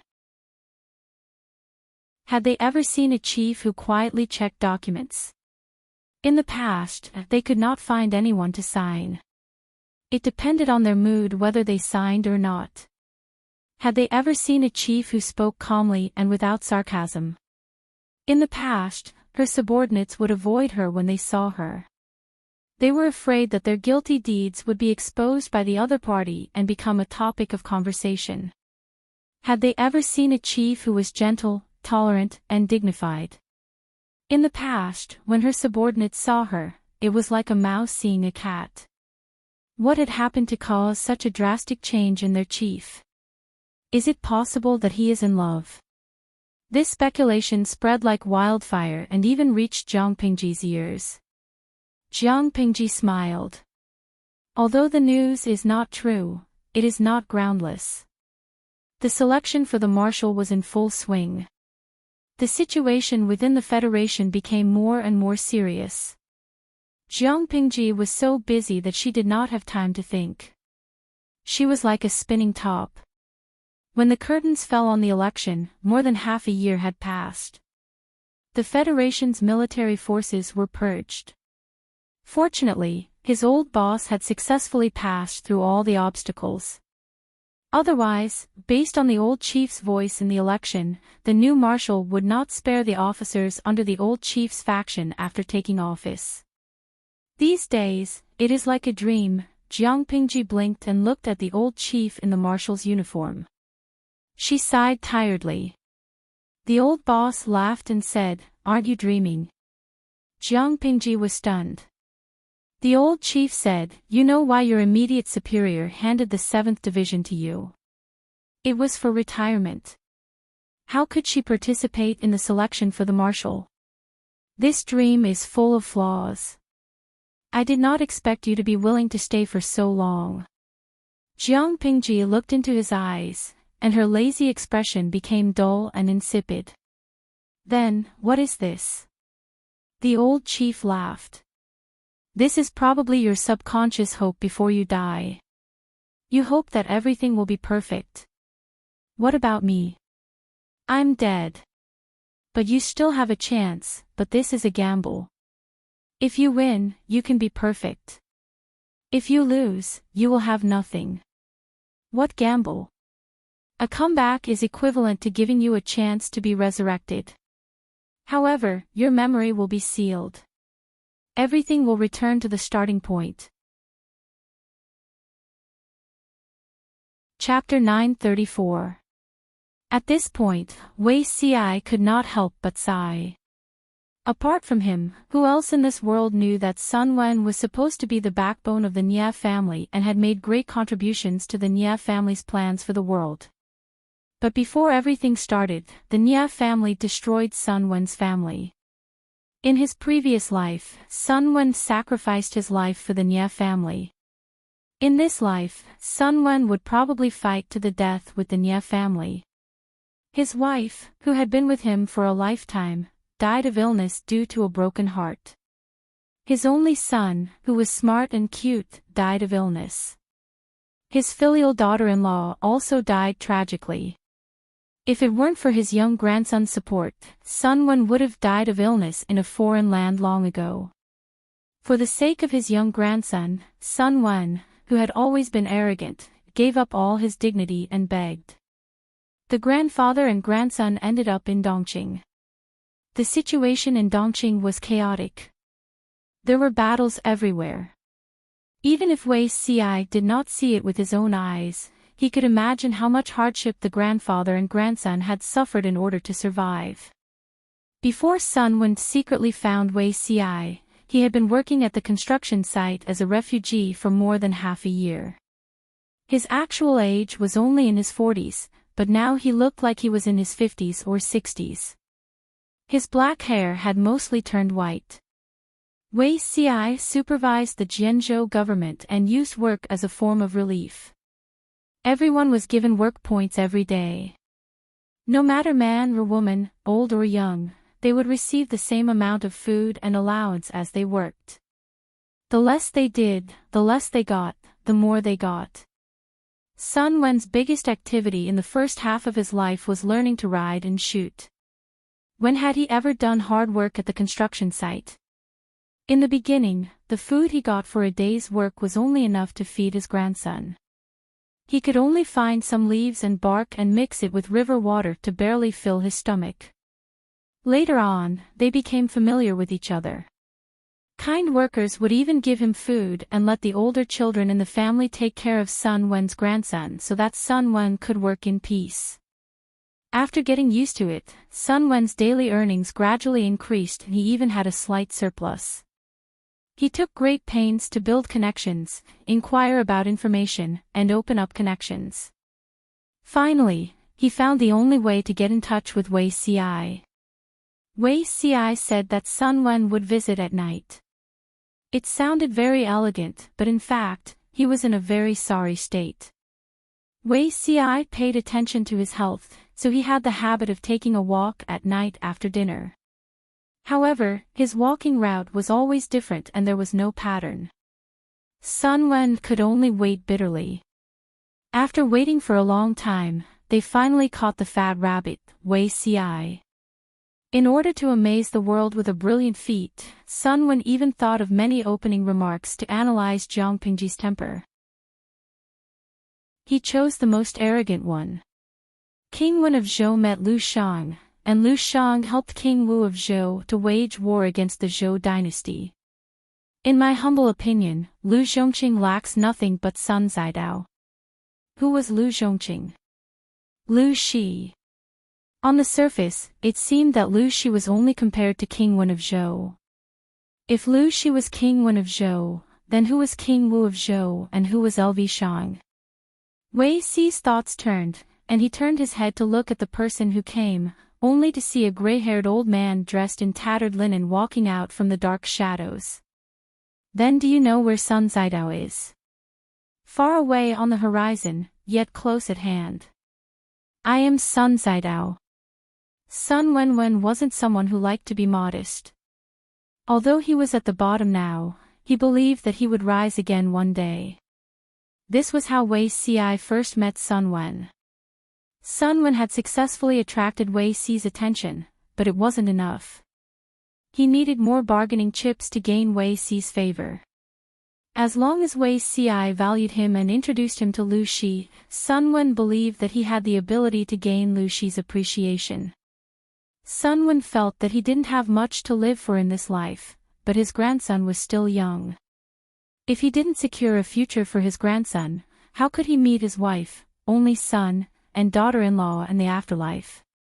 Therefore, he could only succeed this time. Failure was not allowed.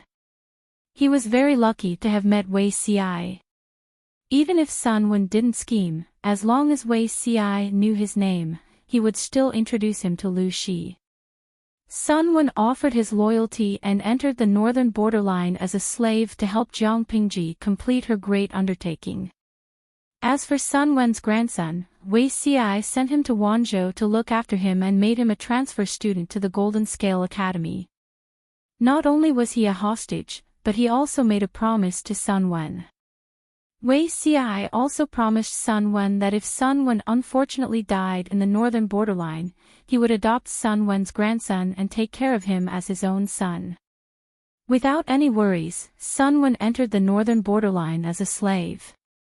In a few short months, he became the trusted advisor of the northern borderline's important minister, Heartwarming. Everyone in the tent listened to Wei Xi's narration and sighed. They also admired Sun Wen a little more. He was indeed a talent. At the same time, they were even more afraid of Wei Xi. He had quietly placed such a terrifying spy in the northern borderline. It wasn't that Heartwarming was stupid. It was clearly that the level of the spy that Wei Xi threw was too high.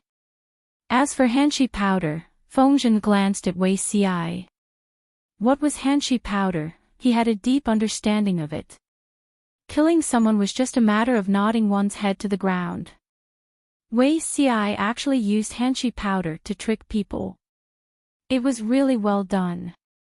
Zixiao usually looks like a decent person, but I didn't expect him to be a passionate person. Fengzhen raised the wine cup on the table. Let's drink a big white wine.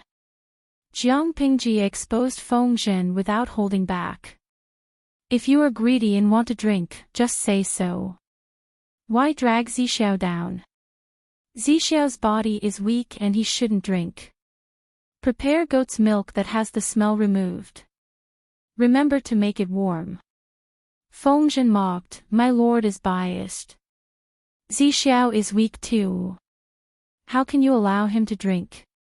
After saying that, he threw a meaningful look at Wei Xi. When he saw Wei Xi's treasured painting scroll, Fengzhen knew what this fellow was thinking. Now that the Lord was taking extra care of him, Wei Xi should be overjoyed, right? Humph, hypocrite. Unexpectedly, Jiang Pingji smiled guiltily and blamed herself. It was indeed my negligence. Someone, change all the military advisors' wine into goat's milk. Fengzhen was speechless. He wasn't a child who hadn't weaned off his mother's milk. Why would he drink goat's milk? Wei Xi, who was sitting opposite, took a sip of the sweet goat's milk. He threw a mocking look at Fengzhen, who had fallen into his own trap. Serves you right. Who asked you to cause trouble? Go and drink your goat's milk. Qiguan Rang was the only one who put on a posture of watching from the sidelines. His eyes were slightly closed, as if he was taking a nap. Fengzhen concluded that Wei Xi was lusting after his lord. Qiguan Rang was the opposite. He felt that his lord was drooling over Wei Xi's beauty. And it was the kind of drooling. After this little interlude, everyone turned their attention back to the main matter. Knowing that Sun Wen was a spy in the north borderline, and a very powerful one at that, they could change their plans. Qiguan Rang asked, what's Zixiao's plan? Even smart people had different ways of thinking. They needed to exchange information and unify their standpoint and opinion so that they wouldn't drag each other down at critical moments. Chapter 935. Cause the northern borderline to fall apart in the shortest time possible. That's a good idea. Qiguan Rang finished and glanced at Fengzhen. However, Zishu used a lot of Hanqi powder in the past. It's obvious that this thing won't kill you instantly. As long as you have a strong will, you can quit. The king of the northern borderline is a rare wise ruler. His confidence is firm and he might not really fall because of Hanqi powder. Fengzhen was once again brought up as a negative example. It made him very depressed. A single mistake can cause everlasting regret. Friends around you always use you as a negative example. My heart is tired and I won't love anymore. Wei Ci said, it won't take that long. Zishu's situation is different from the king of the northern borderline. Although Zishu has been using Hanqi powder for a long time, he doesn't abuse it. But the king of the northern borderline treats it as medicine to regain his masculinity. He takes it almost every day. After taking Hanqi powder, he goes to the harem to have sex with the concubines. Even a body made of steel can't take it. As long as the king of the northern borderline's health deteriorates, there will be people to send him on his last journey. If the king of the northern borderline and the chief of Shanghai County, Wuma Shang, can't they see that they have an older and unmarried lord? Fengzhen coughed lightly, indicating for Wei Ci to be more reserved. Can't he see that they have an older and unmarried lord here? Qiguan Rang glanced at Fengzhen and asked, is your throat itchy? Don't think that he didn't know what Fengzhen's cough meant. Remember to drink more goat's milk. It moisturizes your throat. Wei Ci smiled. Fengzhen, goat's milk can moisturize your throat. Are you bullying me for being uneducated? Wei Ci, this fellow, was very naughty. Knowing that his lord wants to attack the northern borderline, he hurriedly planted spies in the northern borderline. Planting spies is fine, but he wants to hang debuffs all over the northern borderline and hope that the lord can defeat the northern borderline with her eyes closed. Doesn't he know that his lord is already very cruel? Jiang Pingji, who was sitting at the head, didn't seem to notice the open and secret strife between the three strategists. She smiled and said to Wei Ci, if we can successfully split the northern borderline from within, our chances of recovering the northern borderline will increase by at least 30%. We will remember Sun Zidao's contribution. Wei Ci stepped out and thanked Jiang Pingji on behalf of Sun Wen. Qiguan Rang gently waved his fan, his beard and hair fluttering slightly. He said, my lord, the most important thing now is to investigate the details of the various tribes in the north borderline. If it's feasible, we can secretly support the weakest prince of the northern borderline, so that they can fight evenly. The more evenly matched they were, the longer the civil strife in the northern borderline would last, and the more benefits they would get. On the contrary, if a certain prince was too powerful and crushed the other princes, stabilizing the momentum of the northern borderline, then it would not be easy for them to take advantage of the chaos in the northern borderline. Therefore, Qiguan Rang had the evil intention of scheming against the north borderline again. Is this feasible? Jiang Pingji frowned. Qiguan Rang said, whether it's feasible or not depends on whether Sun Zidao is as capable as Lu Shang. Jiang Pingji glanced at Qiguan Rang with a smile. He held the fan handle in his hand, the fan slightly pressed against his knees, and his eyes were downcast. Liao's hoodie, guessed the conversation between our streamer and little Rang Rang through their eyes. Fukadujuo, the host said, I know you're jealous. Ziwen Dai, little Rang Rang said, I'm angry, I'm going to ignore you. Yongye Tianqin, Simei said, didn't we agree to cook this little frog? Why has the Lord fallen in love with someone else? Bo Xiaoyun, Feng Tian said, it's supposed to be a two-person show, but I've become the fourth person. The audience in the streaming room expressed that the drama queen's performance was more exciting than the streamers. Of course, it was fortunate that there were many people in the streaming room. Apart from the drama queen, there were also big shots from different industries. Jun Shuaing, I feel sorry for the northern borderline for a second. According to the streamer's rhythm, it's only a matter of time before the northern borderline is conquered. Gue kai guo fengxiu, isn't that so? Sunwen sounds pretty awesome. Have you guys realized that anyone who has been stamped by Simiai is not simple? If Sunwen really has Lu Shang's ability, the northern borderline is destined to be torn apart. Moreover, the northern borderline is still a tribal nation. There is no concept of a big family among them. They are used to fighting for themselves. If even the northern borderline's royal court, which connects the forces, is destroyed, wouldn't they be scattered like sand?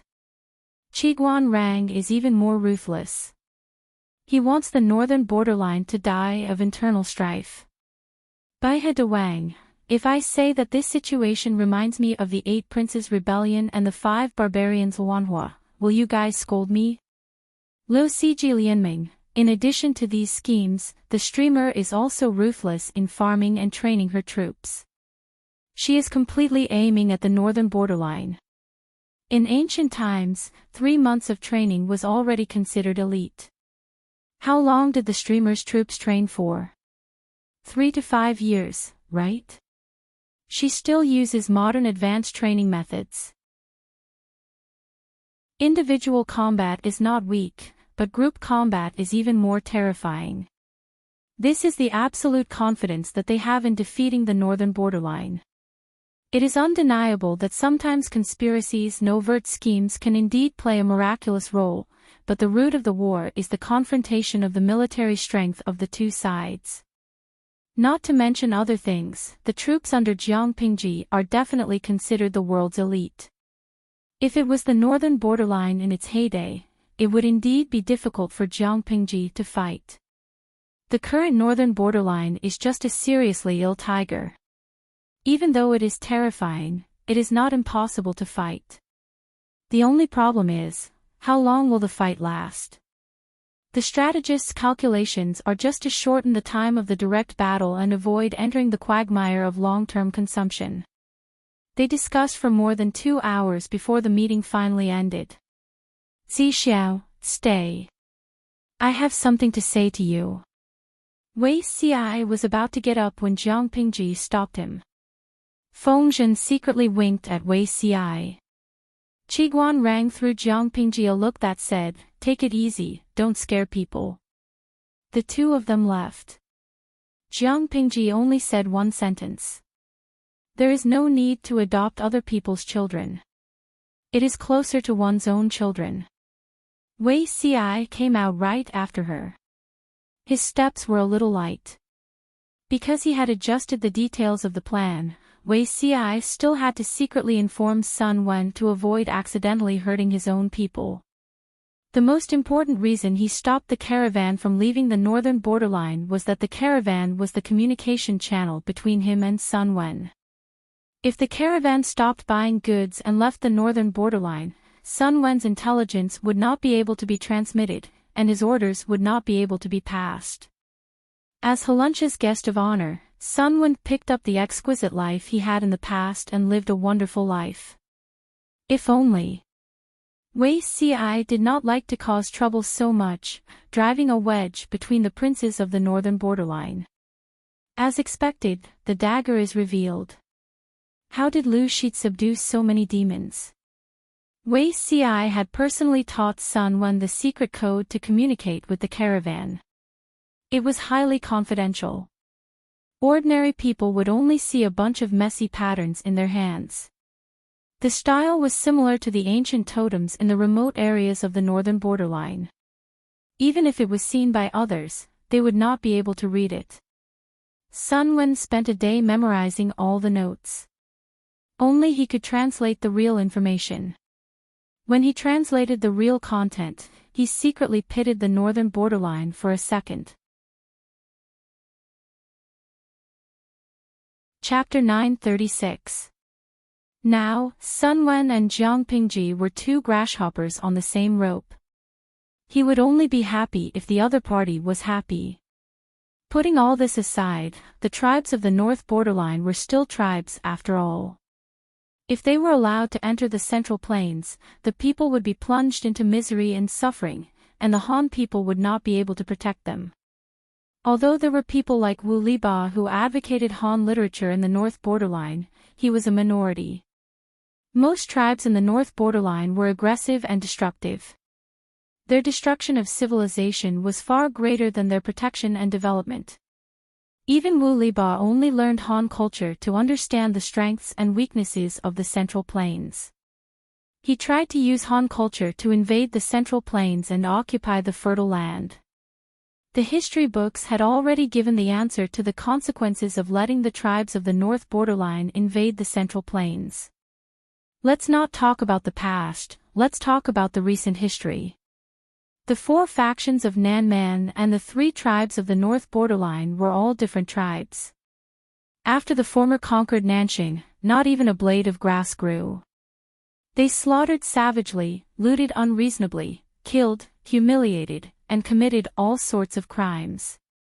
The bloody invasion had already aroused resistance and disgust from the Han people of the Central Plains. The 4 factions of Nan Man were a lesson that must not be repeated in Dongqing. Sun Wen lowered his eyelids, hiding the glint in his eyes and his deep thoughts. Wei Ci told him what to do next, but did not tell him the detailed steps. He still had to plan everything himself. The king of the North Borderline has 9 sons. Which one should I choose? It was not difficult to choose. The difficult part was to make the 9 princes fight evenly and ensure that they split the North Borderline into several pieces. The eldest prince lost his mother at a young age. Although he is the eldest son, he is violent and licentious. He even has the hobby of beating Han slaves to death for fun. Sun Wen wrote the word big on the expensive Xian paper and quickly drew a cross above the word big. If he encouraged Haruncha to assist the eldest prince, he would not do so even if he was a fool. After all, the eldest prince was a pile of mud that could not be helped. Although he was wise and far-sighted when he was young, he had been too stupid in recent years. The second prince is brave and good at fighting, but his mother's tribe is too powerful. If he assists him, I'm afraid it will backfire. It's not appropriate. Sun Wen wrote the word second again, roughly listing the second prince's strengths and weaknesses, then crossed it out without hesitation. The third prince is quite close to Wu Liba, even shamelessly acknowledging him as his teacher and learning Han culture from him. Sun Wen pondered for a while. He had seen the third prince from afar. He looked gentle, but there was no lack of ambition between his brows. If he assisted this fellow, wouldn't he create a second troublesome Wu Liba and make things more difficult for his lord? Therefore, this fellow was also inappropriate. The fourth prince was born to a female slave. His status was low and his bloodline was inferior. However, he was adopted by the queen of the northern borderline who was unable to conceive him. His mother's family was powerful. However, the Empress's sister had given birth to the sixth prince, so the fourth prince would definitely be a stepping stone for the sixth prince. This could be considered. At the very least, he could instigate a fight between him and the sixth prince. We can think about it later. Sun Wen rejected 3 princes in a row, but he was barely interested in the fourth prince. He continued to count down. The fifth prince and the third prince were biological brothers, but the 2 brothers were obviously not of one mind and were hindering each other behind their backs. The sixth prince was the son of the current empress's younger sister, and his status was the most distinguished among the 9 princes. In other words, apart from the second prince who held the military power, the sixth prince was the most likely to compete for the king of the northern borderline. The seventh prince was very close to the northern borderline trading company. Because of his mother's tribe, he had a lot of dividends in the trading company and earned a lot of money. The seventh prince was not a concern, because this fellow was very close to the 8th prince and the 9th prince. Although they were not biological brothers, the 7th prince treated the 8th prince wholeheartedly. If he wanted money, he would give money, and if he wanted people, he would give them. At present, it seemed that these two princes could be divided into the same camp. As for the ninth prince, he and the fourth prince had the same mother, but he was not adopted by the Empress, so his status was very low. Sun Wen simply analyzed the situation of the 9 princes under the king of the northern borderline, and a general plan had already appeared in his mind. To be on the safe side, he planned to use a scheme within a scheme. On the surface, he supported the fourth prince, but behind the ninth prince, he would use the fourth prince to get rid of the other princes one by one, and then use the ninth prince to get rid of the fourth prince. As for how to get rid of the northern borderline princes, he needed to think carefully. It was best to kill several birds with one stone.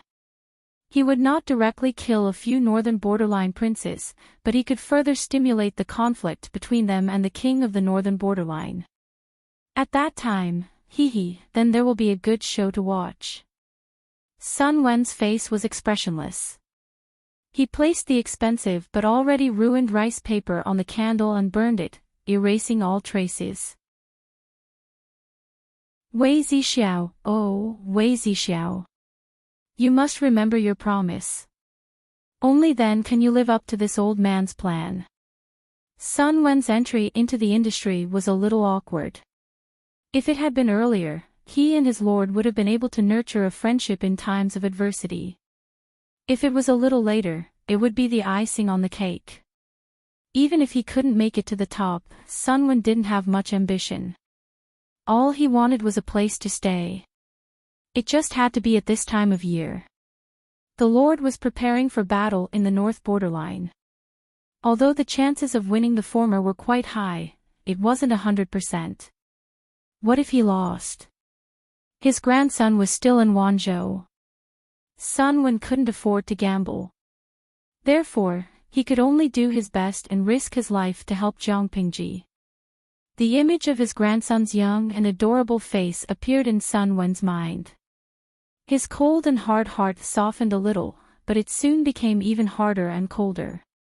Bei Jiang must die. While Sun Wen was stirring up trouble in the north borderline, Jiang Pingji and the others were eating melons in the military tent. She was not eating watermelon. She was roasting sweet potatoes and sweet potatoes. Where has Uncle Gu been doing business all these years? Jiang Pingji followed the instructions of the viewers in the streaming room and threw the sweet potatoes into the fire. At the same time, she turned her head to ask Gu Axian, whose face was full of vicissitudes. Gu Axian traveled north and south to do business. He often only replied to a letter once every 6 months. Jiang Pingji had no idea where he had gone. Gu Axian smiled and said, he went to Beiyuan, Xichang, and Shalan. The sweet potatoes were discovered at the border of Xichang, and the sweet potatoes were taken from Shalan. I asked the locals for advice and brought their seedlings all the way back with great difficulty. I just want you to have a taste. Wei Ci was silent and didn't speak. In his previous life, when the Jiang dynasty was established, the country was strong and prosperous. In order to please the emperor, the surrounding small countries always brought all kinds of things from their own countries. The officials of the Jiang dynasty didn't want to be outdone. The sweet potatoes and sweet potatoes were presented at that time. However, these two small things almost caused a bloody massacre. Sweet potatoes were grown at the border of Xichang. The locals chopped them up and fed them to pigs. No one had personally tasted them. In the eyes of the locals, they were not food for humans at all. They were only fit to be fed to livestock. In Shaland, sweet potatoes were also eaten by the poor. They were lowly food in the wild. Yet these two lowly foods were served to the emperor's table as dishes for a state banquet. After she ate a few mouthfuls with relish, someone actually stood up and pointed out the truth. To this day, Wei Ci could still remember the silence in the hall. Everyone was sweating and trembling all over.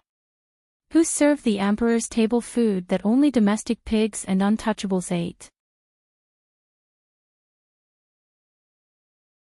Chapter 937. Aren't you going to eat? I think it's quite delicious and tastes good. For the people, food that can fill their stomachs is good food. The so-called lowly or elegant is something that only rich second generations who are born with wealth and do not know hunger or poverty pay attention to. Not only did Her Majesty's appetite increase, she ate 2 portions and asked the royal chef to prepare one for the crown princess, Jiang Yan. Wei Si remembered clearly that Her Majesty's body was getting weaker as she grew older. It was rare for her to have such a good appetite. The world is peaceful now, but I, cannot forget the sufferings my ancestors suffered in this chaotic world. I must always be grateful and put the people's livelihood in the first place.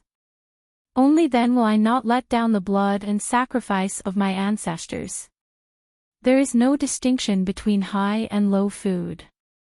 Are you saying that if I throw all the delicacies at the state banquet to the pigs in the pigsty, they are lowly food and not worthy of being eaten by all of you here? With just a few words, she not only smoothed out the malicious humiliation, but also showed her love for the people. At the same time, she handled it gently and avoided a bloody massacre. If she didn't say that, anyone who handled sweet potatoes, regardless of whether they were foreign ministers, servants, royal chefs, or officials of the dynasty, could easily be accused of a groundless crime and could not escape the death penalty. If the purge was carried out, at least 2,000 lives would be lost. The majesty of the emperor could not be challenged by anyone.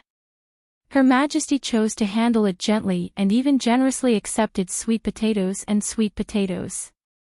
She ordered the royal chefs to use these 2 foods as ingredients to research various dishes. When they were accepted by the people, they were promoted to the whole country. Who could have imagined that these 2 things could be so prolific? Because of them, the Jiang dynasty did not have a large-scale food shortage. After being reborn and seeing these 2 little things again, Wei Si's heart was filled with emotions. Before he could come back to his senses, he heard Gu Xian's words. However, they are not popular locally. People won't eat them unless they are extremely hungry. They are usually fed to domestic pigs. Jiang Pingji's expression did not change at all. She smiled and said, "They taste good. It's good that they are edible." Wei Si's expression became gentler and the smile on his lips became wider. Her Majesty was indeed the emperor. No matter when she was, her pure and innocent nature had never changed. Gu Xian smiled bitterly. Little Master is still so open-minded. This old servant hasn't finished speaking. Jiang Pingji was drooling over the taste of the roasted sweet potatoes that the audience was talking about. She asked, "Is there anything else you want to say?" This old servant naturally has a reason for bringing them back. If it wasn't for this old servant wouldn't have dared to send such unpresentable food to Little Master. Gu Xian's way of thinking was still very conservative. Humans shouldn't fight over food with animals. It would be shameful to say it out loud. "Uncle Gu, I'm listening." Gu Xian said carefully, "They have a high yield and are easy to grow. They are not afraid of drought, and people can eat them to fill their stomachs. They are suitable for farmers." However, this old servant carefully inquired about it. According to the old farmer, eating them together with a few kinds of food will counteract each other. In serious cases, it can even cause death, so it's better to be cautious. For example, persimmons, eggs, river crabs, and so on. If it's light, it can cause unbearable abdominal pain. If it's serious, it can cause the intestines to rot. Jiang Pingji said, "Uncle Gu is really meticulous. If it were me, I'm afraid I wouldn't have noticed it." Gu Xian smiled, "Little boss is too humble." By the time they finished talking, the sweet potatoes were almost cooked. Jiang Pingji found a stick and prodded them out of the fire. Hot, hot, hot, her fingertips were scalded, and she raised her hand to pinch her ear. Only then did she feel better. When she peeled off the scorched surface and revealed the golden and fragrant melon flesh, she salivated even faster. She divided the roasted sweet potatoes into several portions and sent someone to deliver them to Feng Zhen and Qiguan Rang. The remaining portion was divided among the three of them in the tent. Uncle Gu, you're getting old. Why don't you settle down and stop personally running around for business? Jiang Pingji sighed. Gu Axian traveled north and south for business. It wasn't that he hadn't encountered danger. There were a few times when he almost lost all his belongings. He thought about the current situation of the 5 countries in the Central Plains and had no choice but to nod in agreement. He was old, and it was time for him to stop and retire. Jiang Pingji said, I'll take care of you when you're old. This old servant also has filial sons and daughters. Little boss, you can't deprive them of their desire to be filial to their father. Gu Axian laughed heartily, his eyes full of sincerity. This old servant has no regrets in this life to be able to hear you say this. No, there is one thing. What is it? Little boss, you're already 19 years old. When spring comes, you'll be 20. Forgive this old servant for overstepping his bounds, but you should also consider your own affairs. His little boss was definitely the best. No man in the world was worthy of her. However, if the little boss didn't get married, how would she have children? If she didn't have any descendants, Gu Axian wouldn't be able to rest in peace even if he closed his eyes. This matter isn't urgent. Jiang Pingji smiled. Didn't I previously stipulate that female soldiers in the female battalion can only be discharged and married at the age of 25? I'm their lord. Every word and action is their role model. As their lord, I can't take the lead in breaking the rules. It's still early. Jiang Pingji's tone left no room for doubt. Gu Axian could only give up. The sky gradually darkened. Gu Axian got up and bade farewell. Jiang Pingji sent Gu Axian off and said to Wei Xiai, Zixiao, did you hear what Uncle Gu said just now?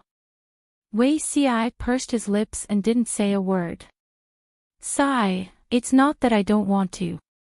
It's obvious that she's unwilling to agree. I can only delay it as long as I can. Lord. Wei Xiai couldn't help but speak. If you don't want me to talk nonsense, why don't you quickly submit? Wei Xiai took a deep breath and hurriedly bowed before retreating. He was traumatized by never submitting. He would be safe if he left early. Jiang Pingji stood on the spot and shrugged at the audience in the streaming room. Streamer V, look, you scared people away by playing straight. It's better to cook slowly. The audience's greatest joy now was to watch Jiang Pingji conquer the world, chase after Wei Xiai, and trick her subordinates. The progress of the former and the latter had been climbing forward. Only the middle one had a long way to go. Isha Jixing, my heart aches for the streamer. What kind of strategy and difficulty are you facing? Hell mode is nothing more than this, right? Wither into dust, my heart aches too. To the streamer, the difficulty of conquering Beauty CI seems to be more difficult than conquering the world. My heart hurts, buddy. Jiang Pingji stationed troops at the border of Chongzhou and trained them every day to intimidate the northern borderline. The atmosphere became more and more solemn. There was a feeling that a war was about to break out. Sun Wen lived up to his previous bragging. He played the political situation of the northern borderline in the palm of his hand. Following the incident of hunting deer and partridge dying of illness, the conflict between the 9 princes and the king of the northern borderline completely surfaced. The northern borderline had the habit of autumn hunting to maintain their bloodthirstiness. Deeply influenced by the Han family's pursuit of deer, the king of the northern borderline also advocated hunting deer to show his supreme status in the northern borderline. In this year's autumn hunt, the deer was killed by the eldest prince. However, the arrow that killed the deer belonged to the second prince. The king of the northern borderline was so angry that his beard was about to fly off. He investigated and scolded his two sons, but in the end, he found out that the third prince was the culprit. The mantis stalks the cicada, unaware of the oriole behind. You and Wu Liba learned the Han culture well, but you actually used it on your own brother. Beside him, the fourth prince's eyes flashed with a shrewd light. Chapter 938. This year's autumn hunt was destined to be an eventful one. First, hunting deer dragged the first prince, second prince and third prince into the water. Following that, Partridge died of illness dragged the rest of the princes into the water. Partridge was the most revered divine eagle by the three tribes of the northern borderline, and was also the totem symbol of the northern borderline royal family. Seventh prince obtained a very majestic partridge from the trading company. He liked it very much, but in the end, he reluctantly gave it to his favorite eighth prince. Eighth prince was naturally attracted by the partridge, but when he thought of the king of the northern borderline's violent and suspicious nature, how would he dare to keep such a good partridge in his hands? He and seventh prince discussed and prepared to present the partridge during the autumn hunt. If they could gain the approval of the king of the northern borderline during the autumn hunt, their status in the imperial court would rise. To maintain the partridge in its most perfect state, they spent a lot of effort. The day before the offering, seventh prince and eighth prince even personally went to see the partridge, and its condition was very good. Unexpectedly, the partridge died of illness. Eighth prince and seventh prince presented the partridge together, and when everyone carried it up, they found out that the partridge was already on its last breath and did not have long to live. The smile on the king of the northern borderline's face froze, and immediately turned into anger. He stood up and pulled out a knife from the rack, and acted like he was going to hack his two sons to death. The king of the northern borderline felt that his body was weak, and was unable to satisfy his harem. That's why he consumed Hanshi powder to regain his former glory. He also firmly believed that Hanshi powder could prolong his life, and preserve his glory forever. If it wasn't because he was old and weak, which man would like to consume tiger and wolf medicine? But now, his two good sons praised him as the king of partridge of the northern borderline, and then turned around to present him a partridge that was dying of illness. The king of the northern borderline was the overlord of the northern borderline, and a ruthless character. For power and status, he stepped on the corpses of his brothers and father, and led the northern borderline from a weak state to a strong state. To him, status and power were the most important. If his sons wanted to touch him, he would kill them. In such a short period of time, the king of the northern borderline was enraged, and the fingers on his right hand trembled uncontrollably. He thought that he would kill his two sons on the spot, but unexpectedly, his eyes rolled back and he fainted from anger. When the king of the northern borderline woke up, his anger was not as strong as before. Investigate. Investigate clearly for this solitude just who is playing tricks behind the scenes. No matter how stupid the seventh and eighth princes were, they wouldn't dare to give him a dying gonging and curse him in public. The only possibility was that the two of them had been schemed against. He wouldn't have known if he hadn't checked, but the moment he did, he was shocked. Many princes were involved in this, but the circumstances varied. Some were intentional, while others were unintentional. Now, all 9 of his sons were reprimanded by the king of the northern borderline. The fourth prince knelt for 2 whole days before he was released. He went back to pack up, burned some incense, and took a bath. Then he solemnly and secretly met with Sun Wen. "Mr. is an extraordinary talent, please accept this humble king's bow." The fourth prince did not like the Han culture, but he was good at pretending and observing people's expressions. He could often poke at the itch of others and win their favor. "Fourth prince, you don't have to do this." Wen is just acting on my master's orders. Sun Wen dodged and raised his hand to help the fourth prince, who was still bowing to the ground, up. After the fourth prince heard this, a fierce look flashed across his eyes. He admired Sun Wen because Sun Wen only had brains but no power, and he could control him. However, the fourth prince hated Herenche very much, and even wanted him to die.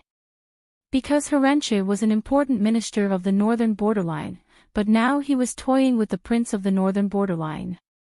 When he inherited the throne of the northern borderline, the fourth prince would put him in an important position, but Sun Wen would not tolerate Herenche. This was also Sun Wen's goal. He wanted to use the fourth prince to eliminate the other princes, and then provoke the conflict between the fourth prince and Herenche.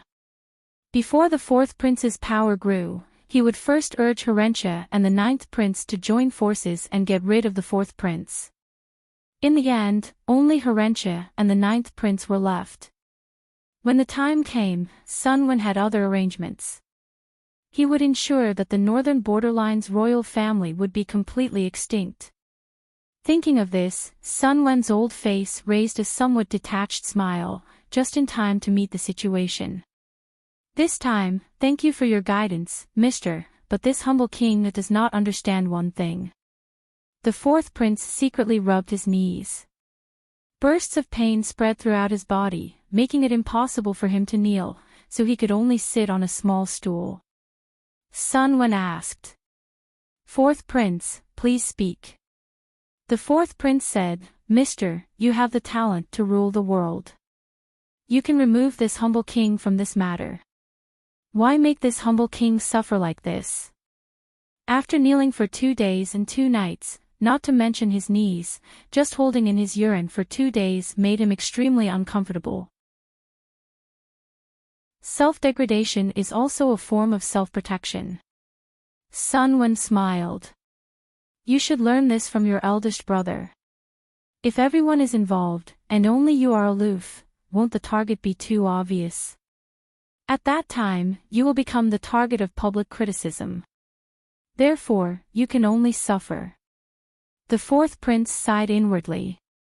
It was not that he did not know this, but he could not blame Sun Wen for not doing a good job. You mean?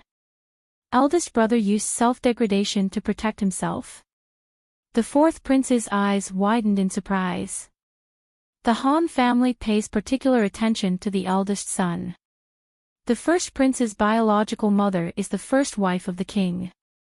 He is both the eldest son and the eldest son. Not only is he the oldest, but he has also been running his forces for the longest time. His mother's family is low-key and has not declined.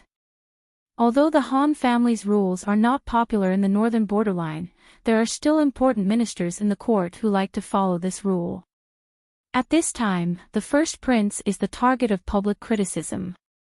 If he performs slightly better, not to mention the other princes, even the king will not tolerate him. In order to protect himself and plan for the future, he can only pollute himself and retreat in order to advance. The fourth prince did not agree, but Sun Wen's words were clear and logical, so he had to believe him. He remembered that the first prince was indeed outstanding when he was young. Thank you for your guidance, sir. In this case, he had to be wary of this eldest brother. The fourth prince consulted Sun Wen for an hour, as if he had obtained a treasure. Little did he know that Sun Wen, who was scheming for him, was a four-way spy. He was truly loyal to Lu Shi. On the surface, he submitted to Herenche, but he secretly hooked up with the fourth prince. Deeper down, he was in cahoots with the ninth prince. How could he not be talented if he could have a foot in 4 boats with ease? When the atmosphere was almost ready, the two of them talked from the internal affairs of the northern borderline to the border. Speaking of the border, they had to mention the Lu family of Chongzhou, who was like a fishbone stuck in the throat of the northern borderline. After Lu Shi left, Lu Shi, who was even more difficult to deal with, came. The northern borderline must have offended the Tai Sui these few years. The fourth prince snorted and said contemptuously, I wonder what color Lu Shi's woman is, Sun Wen said, "It doesn't matter whether she is good-looking or not. What matters is that she has troops and power in her hands." The fourth prince glanced at Sun Wen and said, "Sir, you don't understand." "Don't understand what?" Sun Wen asked, amused. The fourth prince confided in Sun Wen and even joked from time to time. He said meaningfully, "For a man, there is nothing more interesting than conquering a woman who is difficult to conquer. The more difficult it was to conquer, the more enjoyable it was." Sun Wen said calmly, "Oh." He understood what the fourth prince meant, but at the same time, he felt a bit of disdain. Chapter 939. Sun Wen despised the fourth prince in his heart, but his expression remained calm and composed. It was as if he would remain unfazed even if Mount Tai collapsed in front of him. The fourth prince seemed to have realized that he should not speak in front of Sun Wen and leave a frivolous impression, so he quickly changed the topic. However, Sun Wen controlled the tempo and successfully led the topic to the border. "Master Sun, in your opinion, how should we deal with the Lu family of Chongzhou?" The fourth prince coveted Jiang Pingji, but he wanted to use his male identity to gain a sense of superiority and boost his confidence. Returning to reality, he was only the son of a female slave. He had no right to speak to Jiang Pingji as an equal. Sun Wen raised his eyelids and said calmly, "Does the fourth prince think that the most important thing now is to deal with the Lu family?" The fourth prince's expression froze, and he looked puzzled. "The Lu family has stationed troops at the border and looks like they're going to attack. Isn't that enough? Or do you think that we should first deal with internal strife?" The fourth prince asked in a subtle manner. Was it more important to deal with Lu Shi or to get rid of his brother who was competing with him? Sun Wen smiled and asked the fourth prince, "If the Lu family sends troops now, how will the northern borderline respond?" The fourth prince was speechless. "She won't do that." Even if the northern borderline was a starving camel, it was still much bigger than a horse like Lu Shi. She was just a small duke, and she dared to attack the northern borderline. Who gave her the courage? Sun Wen asked again, "What if the Lu family does?" The fourth prince said proudly, "If she dares to come, we'll accept her." Sun Wen smiled coldly, and the corner of his mouth curled into a mocking arc. "Wrong. If the Lu family arrives, the northern borderline will be the one retreating." The fourth prince flew into a rage when he heard this. He was about to lose his temper when Sun Wen said calmly, "A horse plague destroyed most of the northern borderline's military strength. Wu Liba offered a plan to buy the maras from Zhangzhou at a high price, hoping that the northern borderline would recover quickly. It's a good idea, but he forgot that buying the maras at a high price gives the northern borderline a chance to be reborn, but it also puts them in an irrecoverable situation. As long as the feudal lords of the Central Plains realize that the northern borderline is strong on the outside but weak on the inside, they will gather their troops and have another Huangshui meeting. What will happen to the northern borderline then?" The fourth prince's face darkened instantly. Even though he was in the north borderline, he knew that the Huangshui meeting had gathered 23 feudal vassals of Dongqing, totaling more than 400,000 troops. Given the current situation in the north borderline, they really could not afford to offend them. As the prince of the northern borderline's royal family, the fourth prince knew the internal situation of the northern borderline best. Even though he kept telling himself that the cavalry of the northern borderline was invincible, after the horse plague, the cavalry had indeed been destroyed by 70 to 80%. Without their cavalry, the advantage that the northern borderline had over the Central Plains would be greatly reduced. In order to realize their ambition of conquering the Central Plains, the royal family of the northern borderline had put in a lot of effort for several years. Now that he was at a critical juncture of recovering his vitality, he could not afford to make any mistakes. If word gets out at this time. The fourth prince secretly clenched his fists. Lu Shi wouldn't dare to do that, and the other feudal vassals might not respond to her call. Sun Wen poured a bucket of cold water on him. That's not necessarily true. There's an old saying in the Central Plains, those who are not of the same race are bound to have different intentions. The threat that the north borderline posed to Dongqing could be seen just by looking at the four factions of Nanman and Nanxing. In order not to follow in Nanqing's footsteps, there will definitely be feudal lords who will respond. The fourth prince's face was as pale as a sheet of paper. He followed Sun Wen's train of thought, and the more he thought about it, the more he broke out in a cold sweat. Lu Shi was not a feudal lord who acted according to common sense. A few years ago, she had begun to station troops in Chongzhou, stocking up the fields and provisions, and was ready to fight. It was hard to say if this madwoman would risk her life to fight to the death with the northern borderline. Even though he was unwilling to admit it, the Han people did not lack madmen, nor did they lack the righteousness to sacrifice their lives for justice. With their pride and integrity, even if the northern borderline respected the Han culture, they still could not understand the foolish idea of sacrificing themselves for others. The fourth prince hurriedly asked, "Mr. Sun, you must teach me." Sun Wen smiled. Of course. He wore a smile on his face, but in his heart, he had cursed Wei Ci hundreds of times. Wei Ci was a lunatic who even exploited the labor of an old man to the limit. First, he had asked him to sow discord among the 9 princes of the northern borderline. He had worked hard and lost who knew how many brain cells, but he finally saw results. Before he had time to enjoy the fruits of victory, Wei Ci sent him another message. This time, the content was even more outrageous. He was asked to help Lu Shi recapture more than half of Shangyu County, which had been occupied by the northern frontier for more than 20 years. When the northern frontier invaded, the entire Shangyu County fell, and all 6 cities were lost.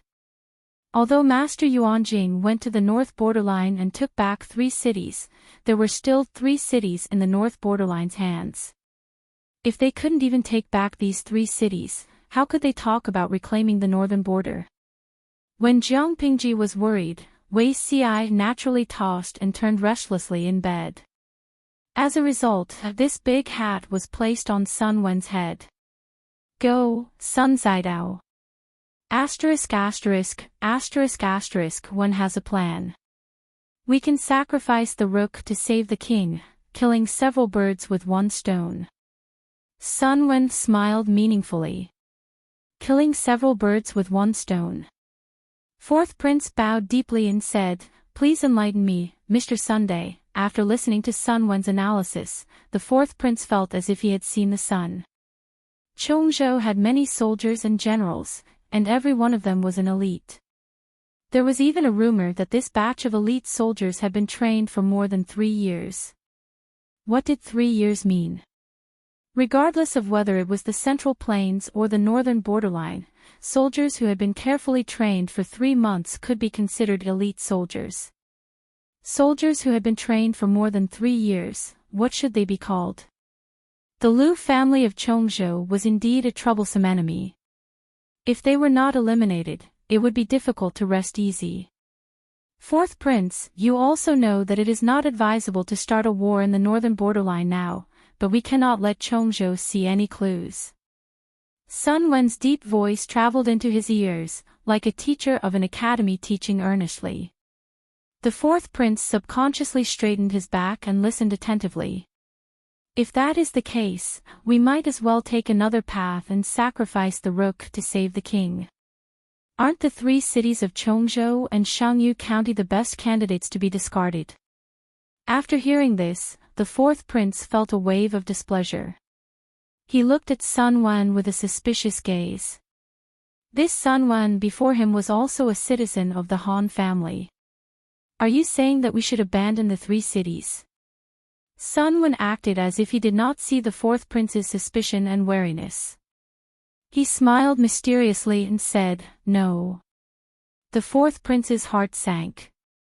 He pestered him and said, "Please don't tease me.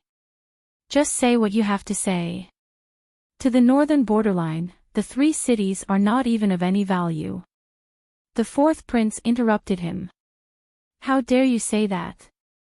A murderous intent emerged in his heart. Sun Wen said, I'm afraid the 4th prince doesn't know the situation in the 3 cities. The Han people have either escaped or died. At the very least, they have been captured and sold as slaves. The fertile fields are idle and no one cultivates them. The houses leak and no one repairs them. The city walls are deserted and no one guards them. Among the people in the city, how many Han people are doing business properly? To the northern borderline, how is such a place different from the slums? The 3 cities were already deserted and had no value. Even their strategic value was greatly reduced. The once prosperous cities were now just places where the northern borderline's horse bandits or criminals hid. The northern borderline was the same as the southern barbarians. Their nature of destruction and plundering was far superior to governance. They would rob, kill, and plunder. The only thing they would not do was run properly. Chapter 940. Even so, the 4th prince still threatened him with a sentence. Mr. Sun, aren't you afraid that I will punish you or even kill you for saying this in front of me? As soon as he finished speaking, the 4th prince's eyes emitted a terrifying killing intent, and the scimitar at his waist was already unsheathed. Of course I'm afraid. Who wouldn't be afraid of death? Although this old man is 46 this year, I haven't lived long enough. Sun Wen was calm and composed. He looked at Prince Roland with a faint smile, his eyes shining with wisdom and confidence. His eyes clearly conveyed a message: he was not afraid. He was not afraid of the threat of death from Prince Roland. He did not even think that Prince Roland would really punish him. The two of them stared at each other for a long time. The 4th prince gasped for breath, with beads of sweat dripping from his forehead. He raised his hand and sheathed his scimitar. Forget it. If Mr. Sun has anything to say, just say it. I will listen. After saying that, he sat back down unwillingly. How could the 4th prince be a match for Sun Wen when it came to scheming? In terms of mental fortitude, Sun Wen had attained the transcendent realm of being able to remain unfazed even if Mount Tai were to collapse in front of him. In the end, Sun Wen won, completely dispelling the 4th prince's suspicions. Sun Wen said with a smile, the 3 cities of Xiangyu County are tasteless, but it's not a pity to abandon them. It's better to make good use of them. If we use it as bait, we can injure Lu Shi and prevent her from sending troops to threaten the northern borderline for a year or 2. At the same time, we can also help His Highness get rid of his greatest threat. The 4th prince's eyes flashed fiercely as he said, my mortal enemy. Sun Wen said, the northern borderline has always been particular about choosing talents and talents. Regardless of one's background, the 4th prince is naturally qualified to ascend to the throne. According to the inheritance system of the Han family, even if all his brothers died, the 4th prince would not have the right to inherit the throne.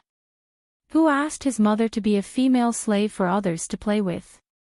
However, the customs of Beijiang were different from those of the Central Plains. There were no rules in the northern borderline. Whichever child was stronger could inherit more property.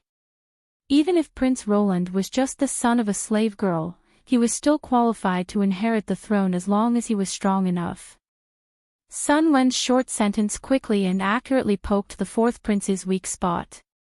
Prince Roland's hand that was holding the machete trembled, and even his breathing stopped suspiciously. Of course, he knew that he was qualified, but being qualified did not mean that he had hope. His mother's clan was too weak and barren. His starting point was the lowest among his brothers. If he wanted to overthrow the 8 brothers around him and ascend the throne, he would have to overcome 5 trials and kill 6 generals. You think I have hope? The 4th prince's breathing quickened. Sun Wenning had laid out such an inescapable trap. If Sun Wenning helped him with all his might, it might not be impossible for him to inherit the throne. Where there's a will, there's a way. How would you know if you don't try? Sun Wen's expression was indifferent. He didn't show any joy or sorrow, as if he was detached from the world. Among the 9 princes, the second prince has the strongest army. If the fourth prince wants to lay his hands on the throne, he will be the first person you have to get rid of. The first prince was using self-defiling methods to protect himself, but he was also secretly accumulating power, so he had to be on guard. Wen had a plan, killing several birds with one stone. Using the 3 cities of Shangyu County in exchange for Lu Shi being unable to mobilize his troops and for the first and second princes to be crippled. Do you think it's worth it? If he said that to Jiang Pingji, she would probably have twisted his head off long ago. Do you know what it means to not give an inch of land? Even if the land was left to grow weeds or turned into a cesspool, others could not even think about getting a piece of it. Jiang Pingji had once used the muzzle of a gun to poke the forehead of a neighbor from the Federation in order to negotiate with him. The 7th Army Corps was one of the 3 main battle armies. She directly spoke to the messenger. Either he retracted his leg, or he started a war. Fortunately, the person Sun Wen was talking to was the 4th prince and not the cruel Jiang Pingji. The 4th prince's eyelids twitched violently, and his heart beat wildly. He was about the same age as the 1st and 2nd princes. When he was young, he was bullied, humiliated, and bullied by the 2. For the 4th prince, the 2 were like 2 mountains piled in front of him, so tall that it made him feel hopeless. At that moment, Sun Wen told him that he could get rid of the 2 of them and even prevent Lu Shi from mobilizing his troops. Master, tell me quickly. The 4th prince clenched his fists nervously. Unknowingly, his emotions had been completely controlled by Sun Wen. Your Highness, come closer. Sun Wen lowered his eyelids, and the 4th prince hurriedly leaned forward to listen. Master Sun, please speak. Now is the end of the autumn grain harvest, and the grain is gradually being stored in the granary. The 2nd prince is impatient and eager for quick success, but he is not good at management. In recent years, the price of grain in the north borderline has increased greatly. He keeps so many private soldiers under him, and the grain has long been unable to make ends meet. The 4th prince, why don't you privately create a map of the granary in Chongzhou and reveal it to the 2nd prince? With the 2nd prince's temperament, he will definitely keep it a secret and take all the benefits for himself. What was harvesting? The troops and horses were not given rations, and there was no logistical support. They completely relied on the soldiers to raise their own rations, plunder from the people, and be self-sufficient. The north borderline cavalry often harassed the people of Chongzhou, raided houses, and plundered rations. At first, when they found out that Jiang Pingji was in Chongzhou, they wanted to repeat the same trick. However, Jiang Pingji was too cunning. Every year, the location of the granary was different. The north borderline tried harvesting, but other than the first small victory, the troops who went to harvest almost starved to death in Chongzhou. After suffering a few losses, they knew that it was not easy to take advantage of Jiang Pingji. Harvesting was not very effective. Nowadays, the north borderline rarely organized large-scale cavalry to harvest. If the 2nd prince wanted to take all the autumn grain for himself without anyone knowing, he definitely could not approach the border in the name of harvesting.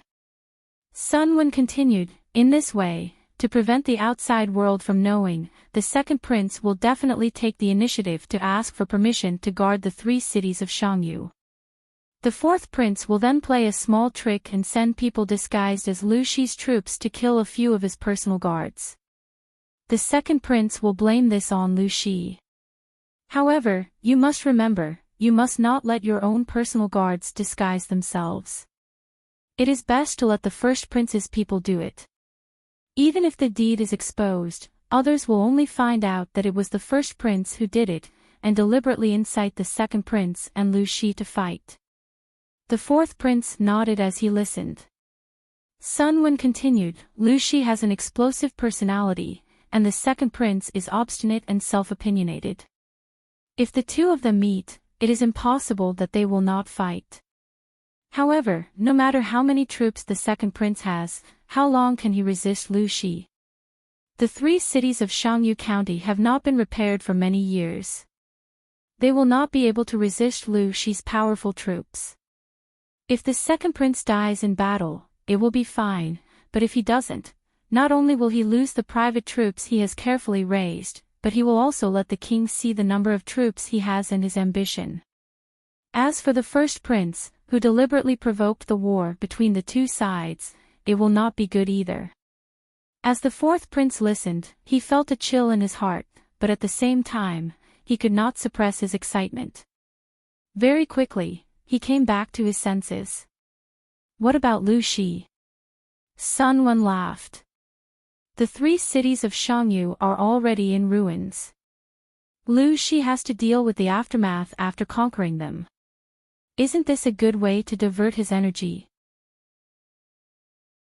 Within a year or 2, how will he have the energy to start another war? The fourth prince's eyes lit up.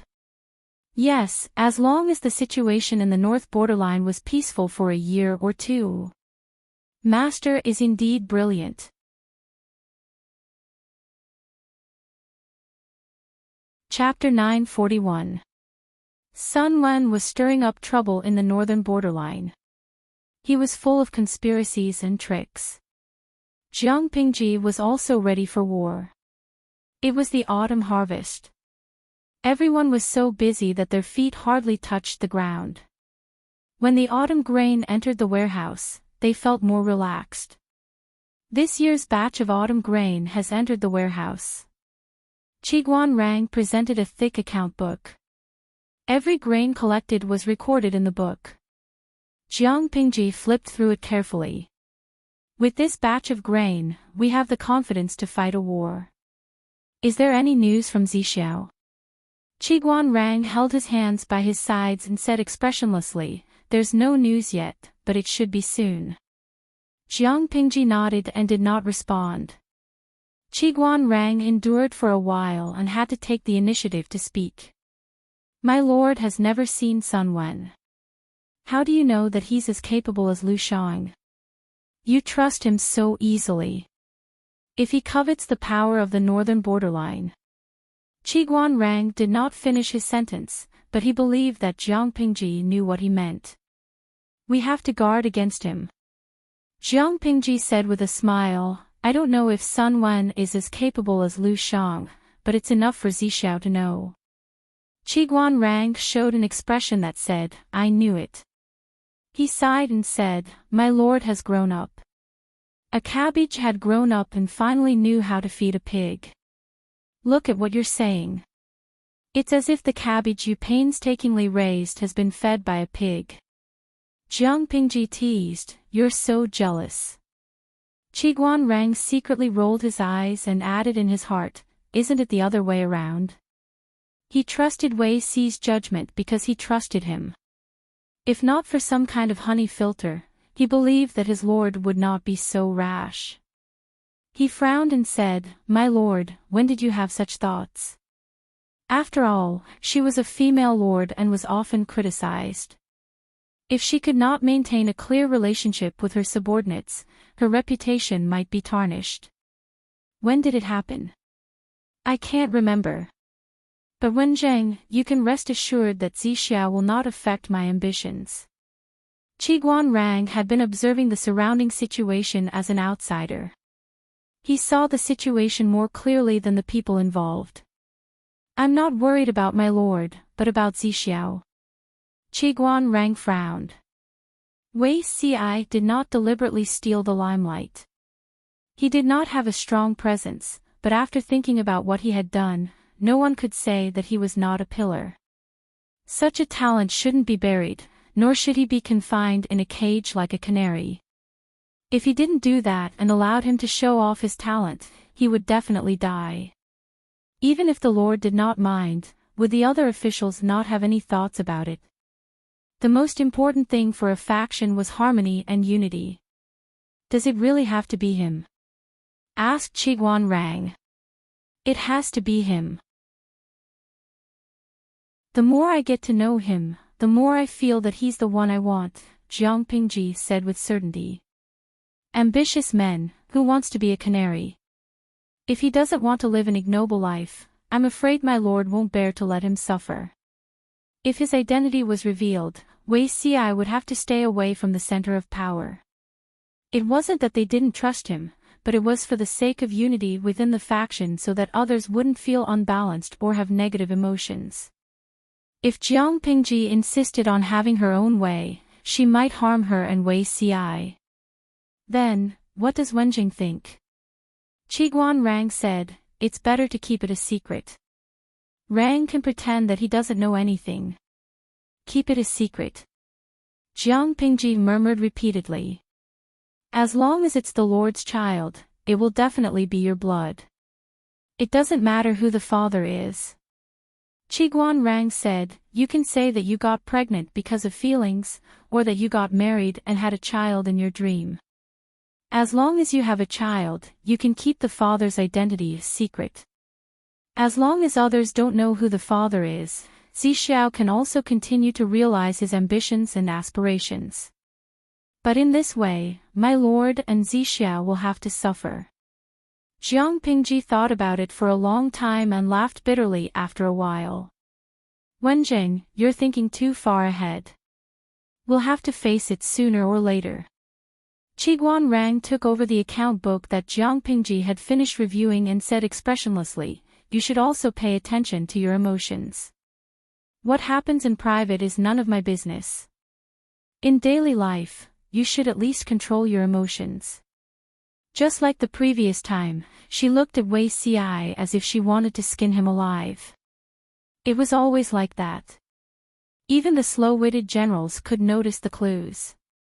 Chiguan Rang also reminded her in private to prevent his lord from doing something that she would regret for the rest of her life in the heat of youth. Wenjing, I'll think about it. Although she didn't want to admit it, Chiguan Rang's solution was considered the best of both worlds. It's still troubled times now. It's not suitable to think about these matters.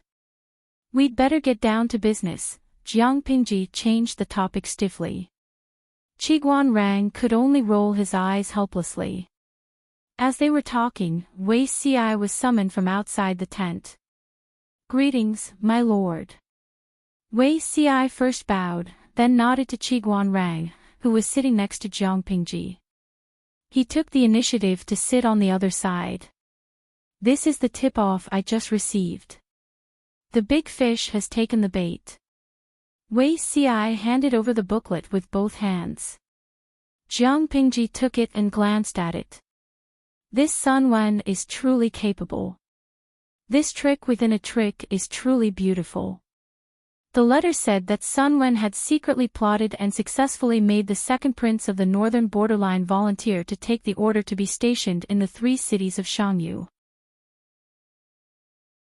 The 3 cities of Shangyu were not the same as before. There was no profit to be made. They were almost treated as a place of exile by the nobles of the northern borderline. The second prince wanted to gild himself. Why did he have to go to the 3 cities of Shangyu? Self-exile. When the other princes received the news, they all had the same thought. But when they thought of the second prince's usual arrogance, they felt that it was unlikely. But other than that, they could not think of a reason why the second prince would take the initiative to go to the 3 cities of Shangyu. The princes of the northern borderline discussed in private. Does the second prince think that the 3 cities of Shangyu can still recruit soldiers and buy horses? He might really think so. But there is no profit to be made in the 3 cities of Shangyu. He will only be disappointed if he goes. Maybe he's advancing by retreating. Using this to gain father's favor. If that's the case, this move is too lame. These people would not be able to figure it out even if they racked their brains. The second prince had a detailed distribution map of Chongzhou's granaries. According to reliable sources, the granaries stored Chongzhou's savings over the years. As long as the grain was taken away, Lu Shi would probably suffer a great loss. The second prince thought proudly. It was as if he could already see himself bringing back a huge amount of grain and being rewarded by the king. He had more soldiers in his hands than his other brothers. If he made a great contribution, he would not be far from the throne of the king of the northern borderline. Of course, the second prince was not stupid. He had already sent people to check the marked places in the granary beforehand. The news was true. Apart from that, this map was sent by his most trusted confidant, his mother's brother, his uncle. He trusted it so much because of all these reasons. Because of the huge amount of grain, the second prince made up his mind and pulled out all his private soldiers. Let's go.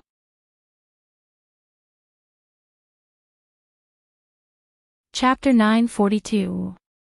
The second prince rode a tall horse leisurely. This is Nanshan County of Shangyu County. It doesn't look like much.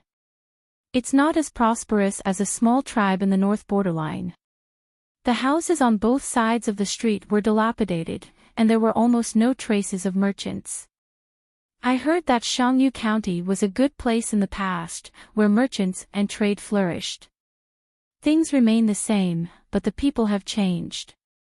The second prince's advisor rode a step behind, looking around and sighing. Ha ha ha. It's just a small town at the border of the Central Plains. How prosperous can it be? The second prince laughed disdainfully. He brought 20,000 private troops to camp outside the city, while he brought 1,000 elites into the city. He spent all his fortune to train these 20,000 elites, and he loved them as if they were his eyes. In order to keep the benefits to himself, he gritted his teeth, made up his mind, and took out all his belongings. He volunteered to the king of the north borderline to take over the 3 cities of Shangyu. The original guards were sent elsewhere. The second prince sat down boldly. The official registrar of Nanshan County trembled in front of him, waiting for orders. Report how many soldiers are left in the city. The official registrar trembled and said, there are 6,700 guards in the city. The second prince turned his head and sneered at the advisor. There are only 6,700 people in Nanshan County. What can such a small number of guards do? Lu Shi of Chongzhou is also a good-for-nothing. I heard that the pedantic Confucian scholars of Dongqing always talk about taking back their territory. Nanshan County's defense is so weak, yet Lu Shi doesn't send troops to fight back. It seems that the cowards of Dongqing are just shouting slogans when they take back their territory. The advisor smiled and flattered the second prince, saying a lot of good things, making the second prince feel comfortable. The second prince was full of confidence and spoke with fervor. Although Lu Shi is a bit of a coward, she's a girl after all. It's normal that she's not as courageous as a man. Although there are only 6,700 guards in Nanshan County, every one of them is an elite of the north borderline. They can fight against 10 men on the battlefield. Lu Shi is flattered by the outside world, but she's still a timid girl. She won't amount to much. The advisor's smile was a little awkward, but he still catered to the second prince and praised him.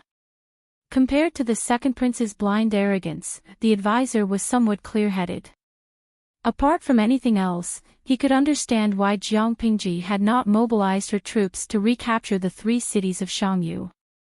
First of all, fighting a war was not something that could be fought just because one wanted to. No matter how resentful the people of Dongqing were, the 3 cities of Shangyu had been ceded by Dongqing to the northern borderline. This was the territory of the northern borderline. If they rashly sent their troops back, it would mean that they would completely fall out with the northern borderline and officially declare war on the northern borderline. Secondly, fighting a war would consume too much energy, and the preparation would take a long time. If they were to start a war without any preparation, how was that any different from courting death? Thirdly, since the 3 cities of Shangyu had been ruined by the northern frontier, it would not make much difference whether they were recaptured 2 years earlier or 2 years later. He did not dare to say these words to the second prince, lest he spoil his mood. Your Highness is right. The second prince laughed heartily and said to his advisor, you know me best. Overjoyed, the second prince feasted for 2 days and made friends with the local nobles. Although these nobles stayed in the 3 cities of Shangyu as if they had been exiled, they were local tyrants who had been operating for many years. The 3 cities of Shangyu could be considered as a buffer zone between the northern borderline and Dongqing. At the same time, it was also a lawless area where many smuggled goods were the most rampant. Most of these goods were war resources, and the profits were huge. Even the second prince could not help but be tempted by them. However, the happy time did not pass for long. An urgent message came to his ears. Report, the loud and urgent voice of the messenger came from outside the room. The second prince was holding a wine bottle and drinking with someone. When he heard the voice, his dashing eyebrows knitted together in displeasure. What happened? How dare you disturb my mood? The messenger's breathing was rapid, and there was a hint of nervousness in his voice. Your Highness, the patrolling cavalry found the corpses of our soldiers outside Nanshan County, a total of 25 people. What? The strong smell of alcohol came out of his nostrils. The second prince slammed the wine bottle on the table, and a deafening bang was heard. The advisor beside him stopped smiling and asked the messenger before the second prince lost his temper. Who killed them? How did the 25 people die? The messenger told him everything in detail. Last night, during the handover of the patrol, a team of cavalry did not return. The next day, the patrolling cavalry found the corpses of the missing people not far from their post. There were signs of a struggle near the corpses. When the advisor heard this, his heart skipped a beat. Not good. Where are the corpses now? Outside the hall. Bring them up. The second prince's chest surged with anger. He lifted his leg and flipped the wine table. I want to see who dares to do this. The loud bang shocked the singers and dancers in the hall, and they did not dare to move. They trembled like quails. After a series of footsteps, the soldiers of the northern borderline carried the corpses into the hall. Other than the corpses, there were many clues found at the scene. The most important of them was a token. This token was none other than the token of a Chongzhou soldier. The weapons left behind and the words carved on the weapons all pointed to Chongzhou. After seeing this solid evidence, the second prince clenched his fists in anger and gritted his teeth. Lu Shi, I haven't found trouble with her, and she's already stirring up trouble. The second prince's anger soared. The advisor beside him groaned. Your Highness, we still need to investigate further. To conclude that Chongzhou's Lu Shi provoked us so hastily, what if it's not?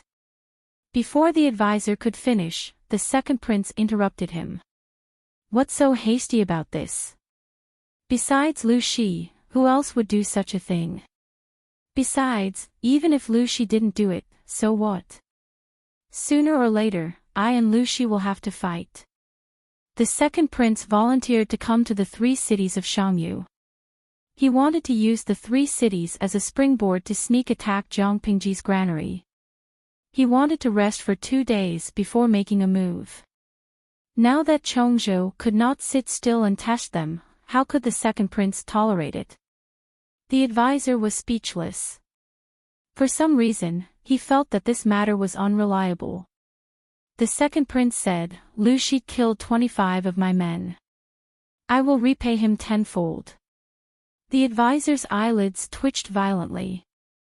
He watched as the second prince sent someone to invite the soldiers to discuss military matters. When I take over her granary, Lu Shi will have no more grain. Let's see how arrogant she can be then. According to the map, there were a total of 3 granaries. The second prince had already sent people to check these 3 places. Almost all of them had stored 2 million don of military rations. What did this mean? 300,000 don was enough for 100,000 soldiers to eat for more than a month. The grain that Lu Shi had accumulated over the years was enough for 100,000 soldiers to fight for 2 years. It was a pity that Lu Shi did not have a good eye for using people. He actually leaked the distribution map of such an important granary. Once she ran out of grain, she would be dead. The second prince looked in the direction of Chongzhou and gritted his teeth. If I can't transport the grain, I won't leave a single grain for you.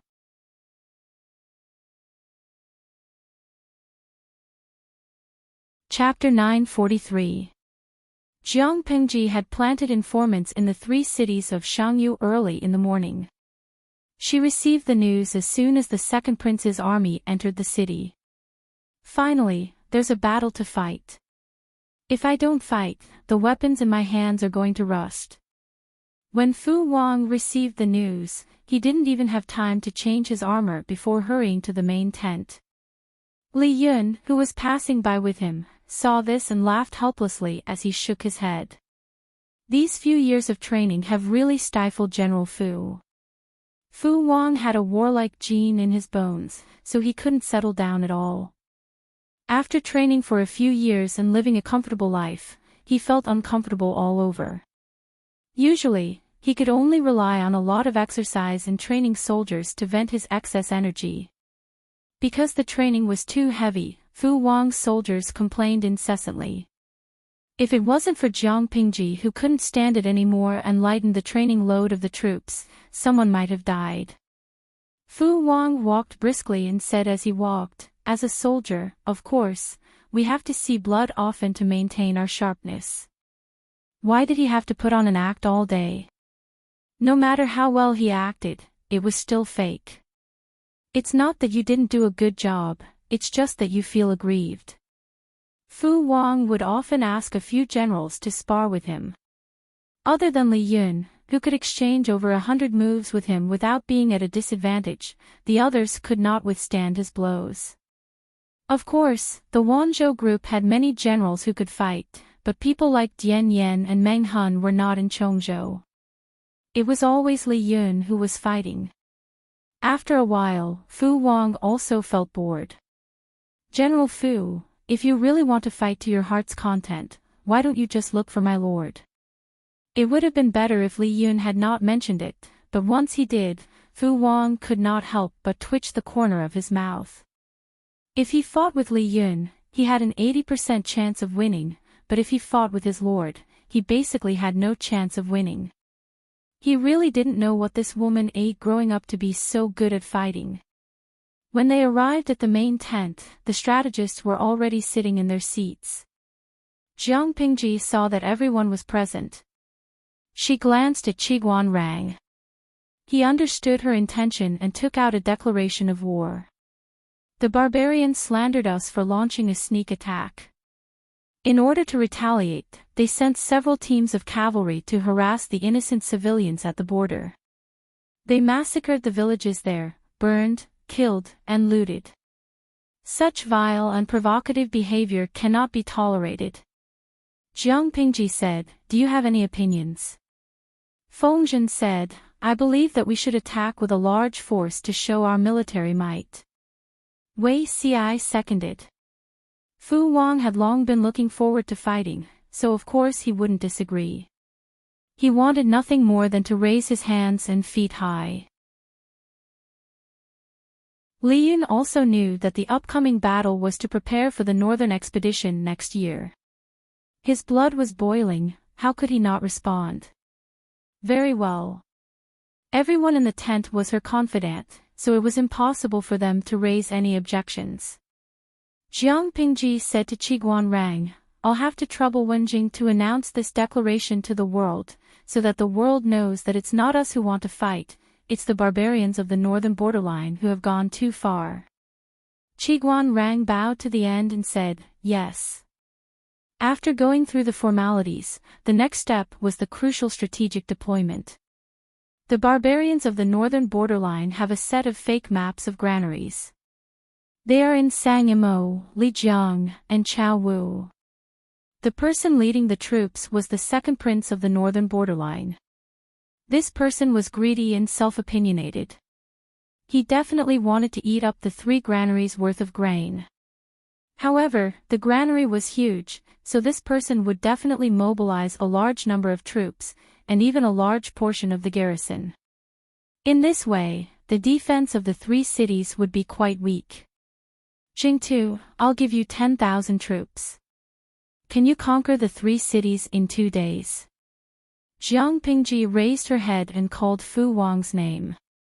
Fu Wang had been tense all along. When he heard his name, he immediately stepped forward. Yes, General. Using 10,000 troops to conquer the 3 cities of Shangyu, which Dongqing had been longing for more than a decade, in 2 days. If this was in the past, it would definitely be a fantasy. But now it was different. Jiang Pingji had calculated. According to the various conditions she had created today, it might not be impossible. The second prince of the northern borderline was too greedy. He had the idea of eating up the 3 granaries. It was impossible for him to rely on the 20,000 private troops that he had brought. In order to gather enough manpower, this person had to transfer the garrison of the 3 cities. Before the second prince's arrival, the average garrison of the 3 cities was about 10,000 people. After transferring a portion, how many people would be left? The 3 fake granaries had attracted most of the garrison forces, causing the 3 cities to be empty and weak. The 10,000 troops that she had allocated to Fu Wang were all elites who had been carefully trained for several years and were well equipped. They could definitely withstand such a concentrated battle. Not to mention 1 against 5, but 1 against 3 would not be a problem. If Fu Wang still could not conquer the 3 cities of Shangyu County before the reinforcements from the northern borderline arrived, it would be a disgrace to his reputation. Han Mei. Li Yun stepped forward and quietly waited for orders. Jiang Pingji said, I order you to lead 6,000 troops to ambush Lijiang. You must annihilate the enemy and not leave any loose ends. Yes. I plan to lead 6,000 troops to ambush Sangamo. After the enemy is annihilated, Han Mei and I will meet up and cut off the enemy's main force. There were 3 fake granaries, Sangamo, Lijiang, and Chaowu. Among them, Chaowu's was the largest. It was almost the sum of the reserves of the other 2 granaries. After discussing with a few strategists, Jiang Pingji unanimously believed that the headstrong second prince would personally lead the troops to ambush Chaowu. After all, there was the most food there. The evacuation route was the smoothest. The second prince had a penchant for doing things himself and showing off his military strength. In conclusion, it was most likely that the enemy would lead the main force to ambush Chaowu. In order to delay time and confuse the second prince's judgment, Jiang Pingji placed a lot of food in Chaowu. Transporting the food would delay their marching speed. When Jiang Pingji and Li Yun waited and devoured the enemy's forces, they could take a shortcut to intercept and ambush the second prince's main force. It would be best if they could capture the second prince alive. If not, they would just kill him. They had to meet up with Fu Wang before the reinforcements at the borders of the north borderline could react. To prevent any accidents, Jiang Pingji ordered the remaining troops to stand guard. After assigning tasks to the generals, Jiang Pingji swiftly and decisively assigned tasks to the strategists. At that moment, the whole main tent was filled with a tense atmosphere. It even affected the viewers in the streaming room. Lo Siji Lianming, after so many years, I finally see the streamer's handsome side. Mirin Wei Zixiao, hello everyone. Let me introduce you. This is my boyfriend, Lord Jiang Pingji. Zhu Gonggang Jiang Pingji, oh my, click. Beauty Wei Zi Shemulan Denguzi, to the person above, are you trying to stir up trouble? Please respect such a hot-blooded scene. Gue Kai Guo Fengxiu, high energy warning ahead. Friends on the blue bullet screen, if you're not used to blood, you'd better leave the streaming room quickly. Let me say this in advance. Our streamer is very cruel. The content of her streaming would scare the timid people out of their wits. The viewers on the red bullet screen were delighted to see this. The viewers on the blue bullet screen were not to be outdone. Although they did not understand, they felt that it was awesome. How could they leave the streaming room and fulfill the wishes of the viewers on the red bullet screen? No. They would not leave. Finally, I've been preparing for more than 3 years. Everyone, it's all up to you. It was time to let the north borderline see her fangs.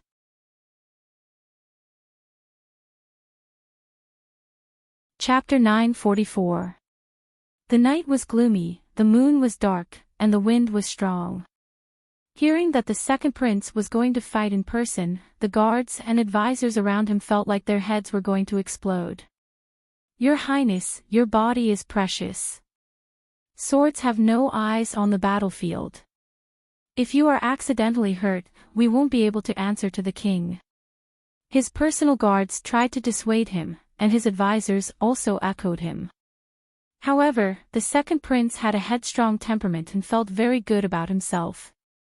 He said, I studied hard with the martial arts master. Even my father praised me as a warrior of the northern borderline. How can I be afraid of death?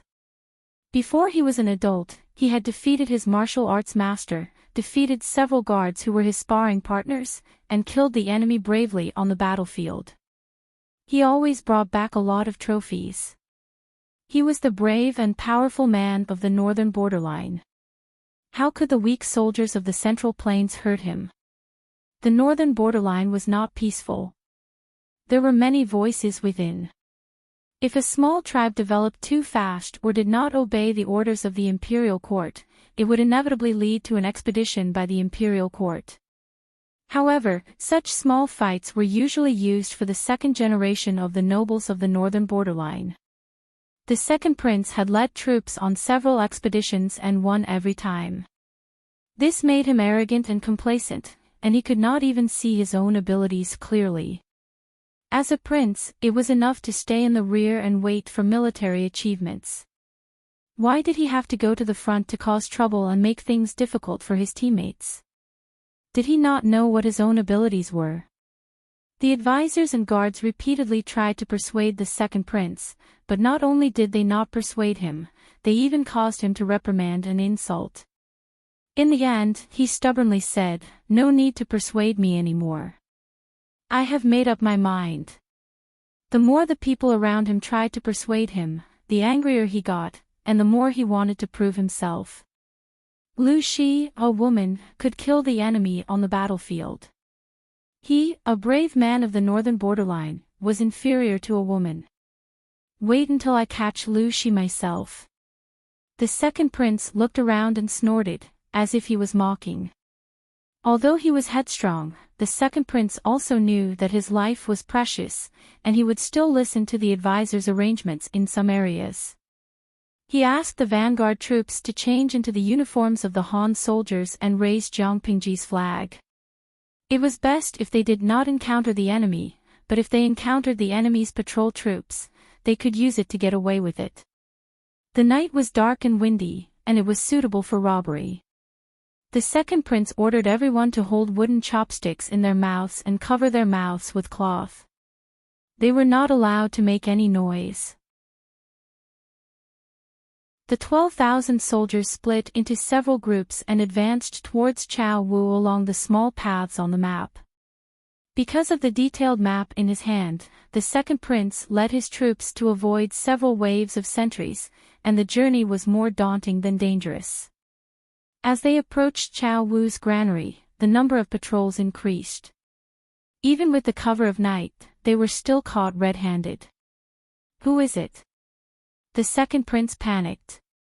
The vanguard officer beside him replied in fluent Mandarin of the Central Plains. We were sent by Lu Prefecture Overseer to reinforce the granary. The prefecture magistrate is worried that the barbarians of the northern borderline will attack the granary. This vanguard official was also a talent. When he lied, his face didn't turn red, and he didn't even pant. He even revealed a look of awe-inspiring righteousness. The night was too dark, and there was some distance between them, so the guards couldn't see how many people were with the second prince. They asked a few questions and let them pass. The second prince was relieved, but then he felt a little disdainful. That's all, perhaps the luck of the first half of the night had run out. The second prince encountered several patrols in a row, and they were getting more and more adept at dealing with them. Unknowingly, he had been delayed for an hour. At that moment, they were less than a quarter of an hour away from Chow Wu's granary. Compared to the smooth journey on the second prince's side, the other two routes did not have such preferential treatment.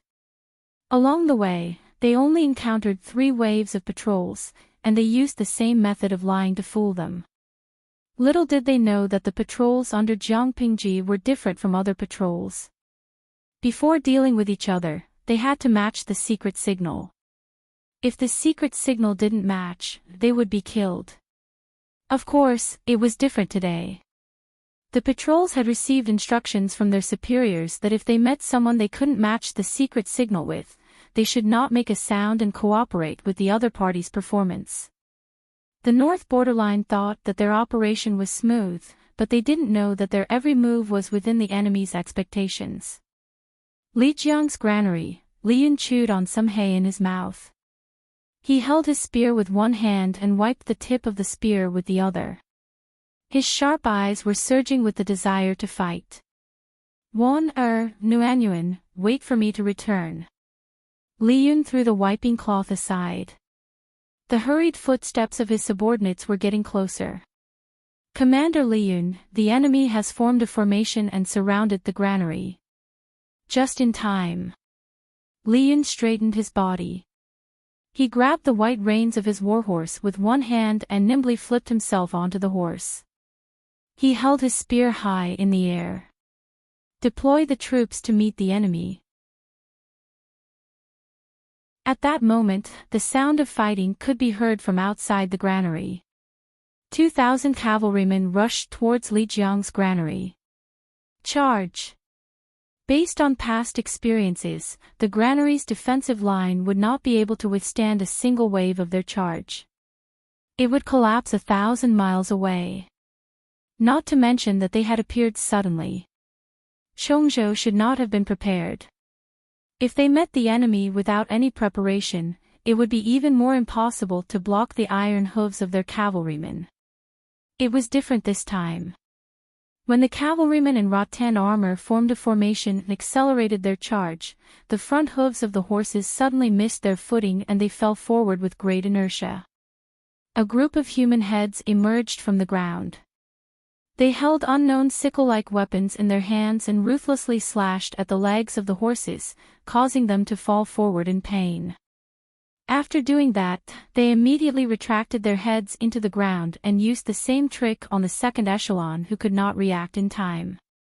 Dozens of circular trenches were dug around the Lijiang granary in a radius of 200 feet. This was to deal with the first wave of the North Borderline's cavalrymen. The distance between the trenches did not follow any pattern. There were even circular waves. To conceal the existence of the trenches, the empty space was covered with grass. Coupled with the cover of the night, no one could see any clues. Near the center of the granary, there were densely packed caltrops scattered between the trenches. Seeing this, the troops from the North Borderline also realized that they had fallen into an ambush. Li Jiang's granary was not a piece of fatty meat. It was clearly a trap with fatty meat. However, the cavalry's speed was too fast. A distance of 200 feet was nothing at all. When they realized that it was an ambush and attempted to retreat, the first batch of cavalrymen had already rushed to the granary. You want to retreat? Have you asked for the permission of the spear in my hand?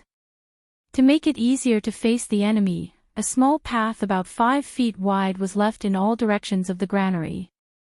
At the same time, a similar scene was happening in Sang Mo's granary. Jiang Pingji was someone who could not sit still. She did not like to mark documents and was passionate about personally fighting in battle. The North Borderline was there to attack the granary and steal the grain. Apart from bringing weapons and troops, their troops also brought along a large number of carriages used to transport the grain. The troops at the front lost and their morale plummeted. The troops at the back tried to retreat. The carriages became an obstacle for their cavalrymen. They were stuck in one place and could not break through in all directions. The quality of the North Borderline's cavalrymen was not bad. Although the performance at the back was embarrassing, the remaining cavalrymen began to organize a charge to break through. Horse-slaying battalion, go forward and form a formation. The order was given. A whistling arrow soared into the sky.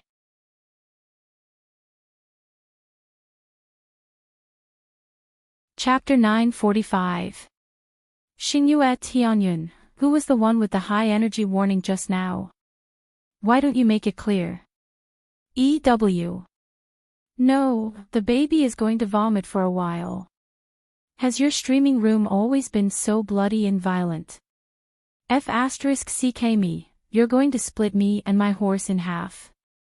Streamer Wada June, why hasn't such a bloody and violent live broadcast room been shut down? Fang's remembrance, you make it sound like the streamer who promoted a certain color has been censored. Chow Lauda, watching this kind of live stream in the middle of the night, it's really creepy. Why couldn't the cross-dimensional live stream be more harmonious? It was either pornographic or violent. Watching too much of it would affect the physical and mental health of young children. That was the content of the blue bullet screen. Compared to their panic, the red bullet screen viewers were much calmer. He was not surprised at all. Wuye Zhongxing, the host isn't always so violent. She's usually reasonable. She only uses her fists when she can't be reasoned with. Those people from the northern borderline are asking for a beating. My streamer is so handsome that he has no friends. Host, when are you going to marry me? Bellflower in the Starry Sky, the streamer is a master of the aesthetics of violence. She gets more and more violent every time. In the past, he only knew how to chop people with axes. Now, he could even chop people and horses in half. Full marks for that close-up just now. Jiang Pingji personally led the troops at Sang Mo's granary. When the two parties engaged in battle, she would act as a member of the Zhanma battalion. The horse-chopping battalion was a special battalion that she had specially trained to deal with the cavalry of the northern borderline.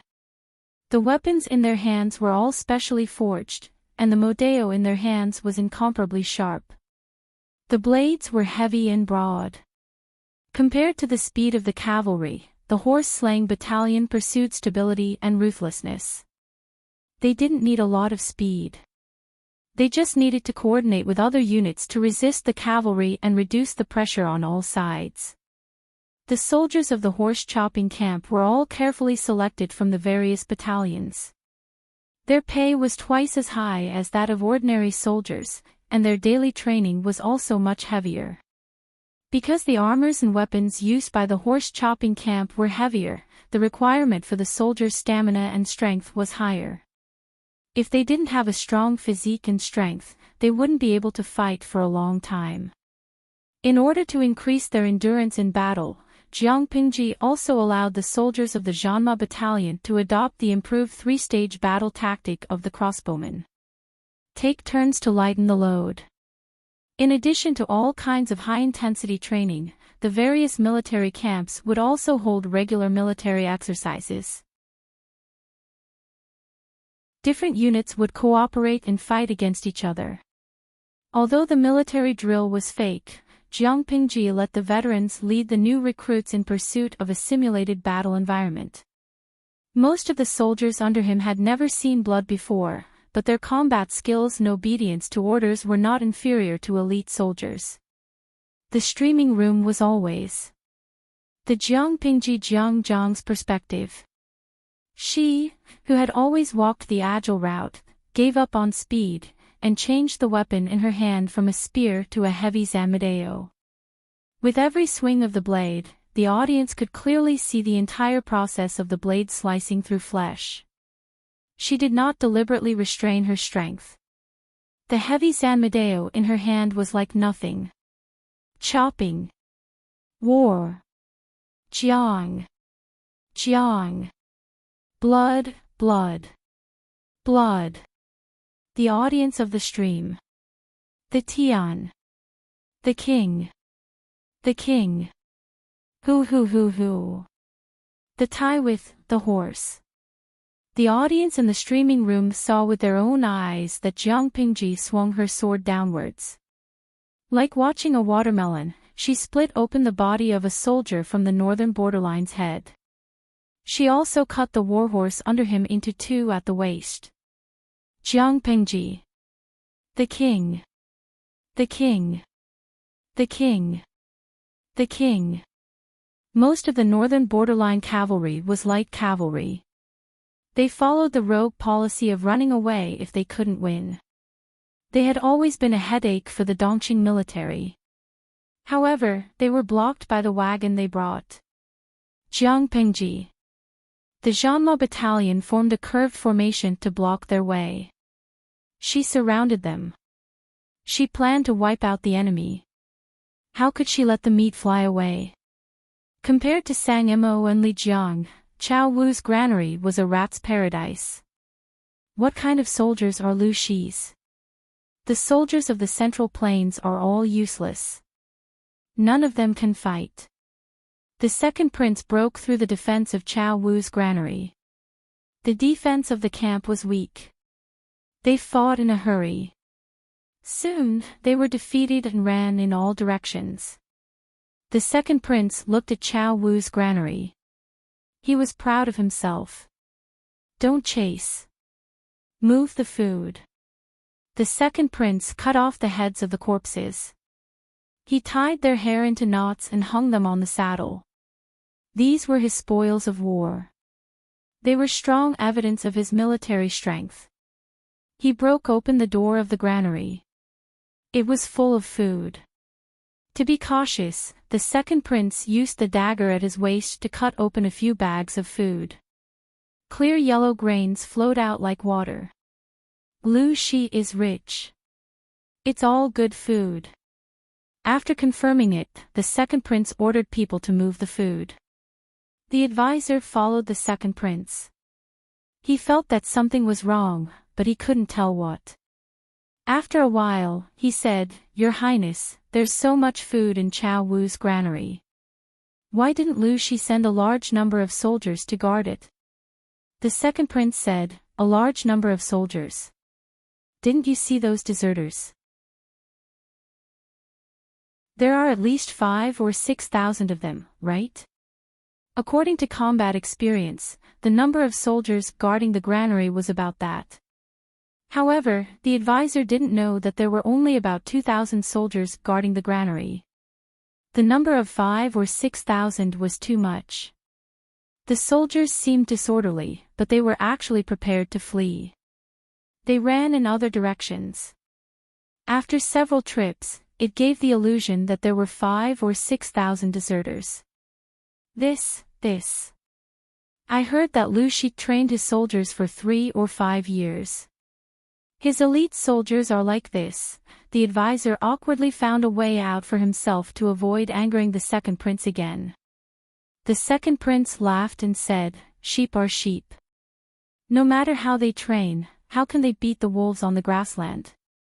The Han men of the Central Plains gave him the impression that they were weak bamboo poles that could be blown away by the wind. Such men couldn't even satisfy the Han women, let alone fight the valiant generals of the northern borderline.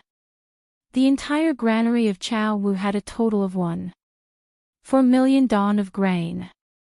Even if the second prince brought 12,000 soldiers and horses, they couldn't load all of them into the supply wagons in a short time. Moreover, they did not bring that many wagons with them. If I had known that there was so much grain here and that the soldiers guarding the grain were so weak, I would have brought 10 more wagons. In order not to waste food, every wagon was filled with grain. The wheels were deeply embedded in the mud. Not only were the wagons full of grain, but he also asked each cavalry to carry 2 bags of grain on their backs. Seeing this, the advisor's scalp went numb. The cavalry's advantage was their mobility. How could they run if they encountered danger with the heavy bags of grain on their backs? Your Highness, this is not appropriate.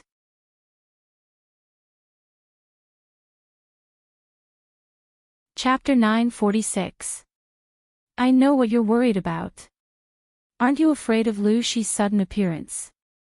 You're as timid as a mouse. The second prince laughed. His face was insolent and his eyes were filled with contempt and disdain. He said arrogantly, so what if she comes? It just so happens that I lack a concubine to warm my bed. If she comes, I can reluctantly accept her. When I'm done playing, I'll let you have a taste of her to boost your courage. The advisor did not refute him because he knew that the second prince was in high spirits and no one could provoke him. He had long been accustomed to the second prince's arrogance. At this time, he could only shake his head tiredly. He was hopeless. Now he could only hope that everything would go smoothly and nothing would go wrong along the way. However, some people could not stand nagging, such as Jiang Pingji, whom the advisor was worried about.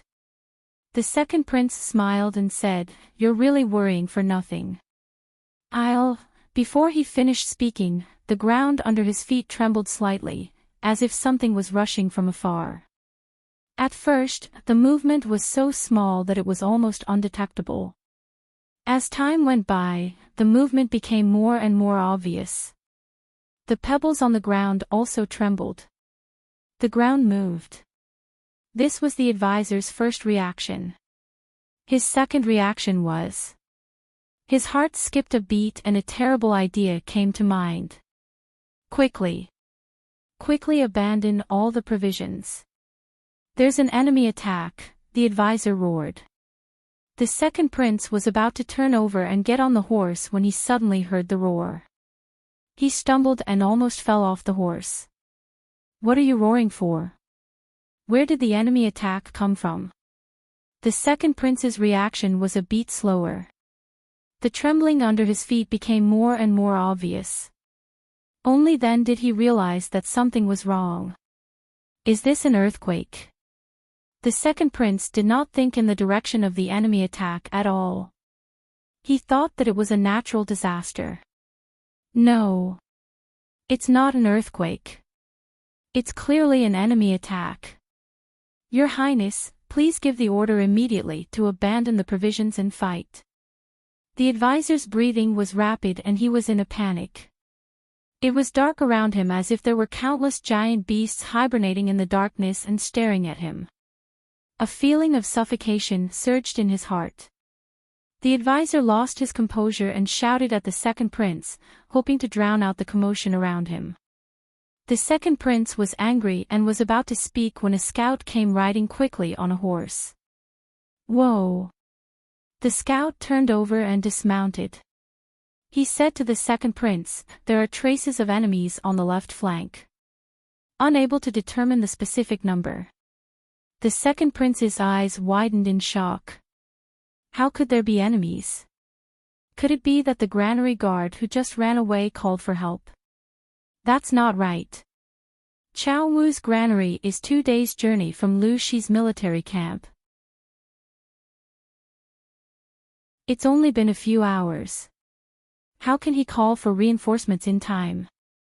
When the advisor saw that the second prince was still staring at him, he was so angry that he wanted to jump up and curse.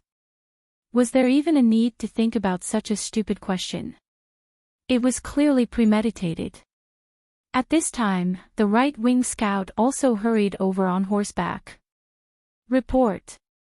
Our right wing has discovered an unknown number of enemies. The second prince had led his troops to clear out small tribes, but his combat experience was of no value at all. He was dumbfounded when he encountered a big scene. Quickly, abandon the rations and prepare for battle. The advisor was so angry that his face turned red. Now he could not count on the second prince as a teammate at all. He could only rely on him to overstep his authority. The advantage of the cavalry of the northern borderline was their mobility. How could they fight a battle with 2 big sacks of provisions on their backs? Once the horse was engaged in battle with the enemy, it would not be able to gallop. It could only coordinate with the enemy's attacks or trample on them. The advantage of speed would disappear. At this time, if they carried 2 heavy sacks of provisions to fight a battle, perhaps the soldiers on the horses would not die of exhaustion, but the horses would collapse. The second prince's eyes were red. He stared at the advisor and clenched his teeth. Listen to my order. Abandon the rations and form a formation to fight. They had brought too many wagons that were used to steal provisions. They could not form a formation at all. The advantage of charging to cut through the enemy's formation was also lost. Everything happened too suddenly. The second prince, the leader, was a fool. The people below him could only be at a loss like headless flies. Fortunately, they still had the qualities of the soldiers of the northern borderline. When they encountered traces of the enemy, they wanted to form a formation immediately. Due to the obstruction of the wagons, the process seemed slow and inefficient. While they were in a mess, the enemy's army had already attacked from the left and right flanks, outflanking them. Jiang Pingji led the vanguard battalion of the cavalry and took the lead. She took the longbow from the back of the horse and lit the arrow. She let go of the reins while charging and easily pulled the bow to a full moon. Release! Jiang Pingji released the bowstring when she was less than 100 feet away from the enemy troops of the northern borderline. After a buzzing sound, the burning arrow streaked across the sky with a smear of orange and shot into the enemy's territory. After the arrow was fired, she took control of the reins again. She steered the warhorse under her to turn quickly to the other side. The soldiers of the cavalry battalion could not shoot from a long distance like her, but they did a good job. Hanmei really has a tacit understanding. He came neither early nor late.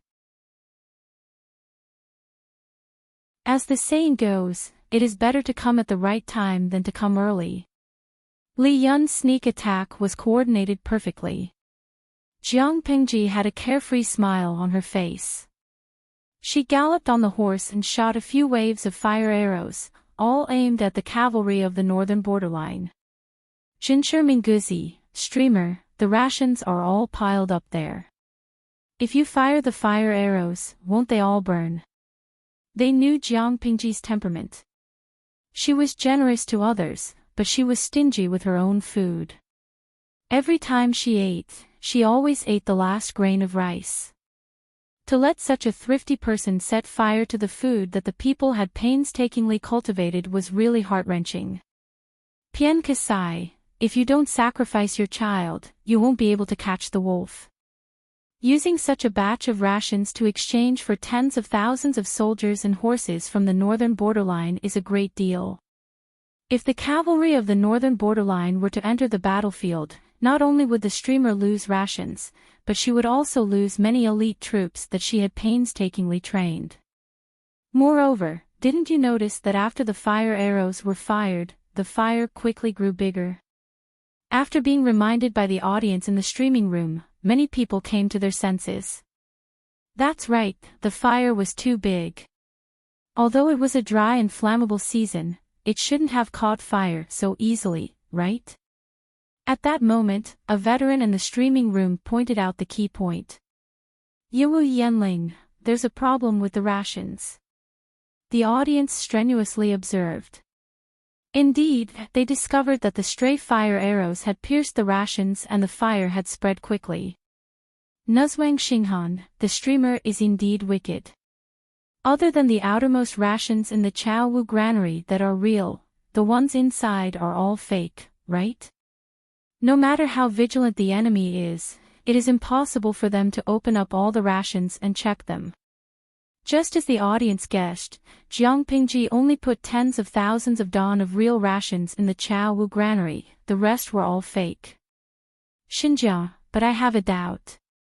If it's fake rations, won't the grain bag feel different when touched? How could Jiang Pingji not consider this problem? She asked someone to smear the inside of the grain bag with a sticky liquid, then rolled it in the rations and stuck a layer of rations on it.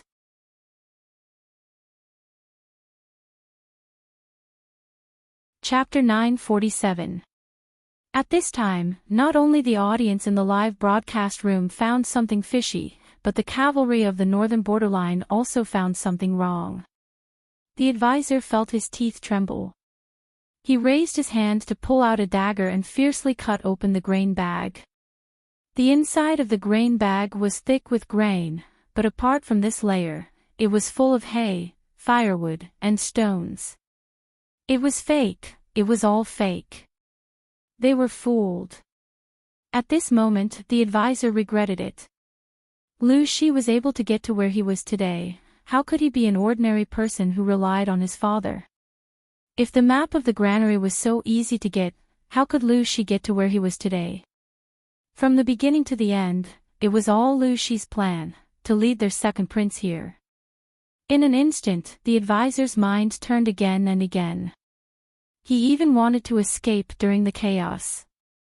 If he continued to follow the second prince, he wouldn't even know when he would die. But the advisor also knew that he was just a scholar. Without the protection of the soldiers, he might be shot into a hornet's nest as soon as he went out. On the other side, the advisor was experiencing mental torture, and the second prince was not in a good situation either. He had never experienced such a big battle before. When he conquered a small tribe, it seemed that he was the one in command, but in fact, it was the same without him. It was just a small tribe. How could they fight against the iron hooves of the northern borderline? The victory of the small tribe made the second prince arrogant, and he had no idea of his real ability. He thought that if others praised him for being brave and good at fighting, he would really be brave and good at fighting. He didn't know that if he was not the second prince of the northern borderline king, he was not even a fart. At most, he was an arrogant bastard. Don't panic, I will kill anyone who dares to panic. Get into formation, get into formation, get into formation, do you hear me, damn, who dares to escape? No matter how stupid he was, he knew how bad the situation was. The fire spread, and the war horse was frightened and kept running around. It took the second prince a lot of effort to calm it down. The soldiers around him were in a mess, like headless flies. He was angry and pulled out his sword to cut off the head of the person next to him, relying on bloody means to win a trace of calmness. Needless to say, this trick really worked, and the formation of the northern borderline soldiers finally had some shape. The advisor hurriedly said, "Your Highness, the most important thing right now is your safety." His words reminded the second prince of something. Nothing was more important than his life. Round after round of fire arrows were fired from the outside. It was as if Lu Shi's soldiers were surrounding them from all directions. It was impossible to find a way out. If the cavalry wanted to charge out of the sea of fire, Lu Shi's soldiers would stop them and force them back.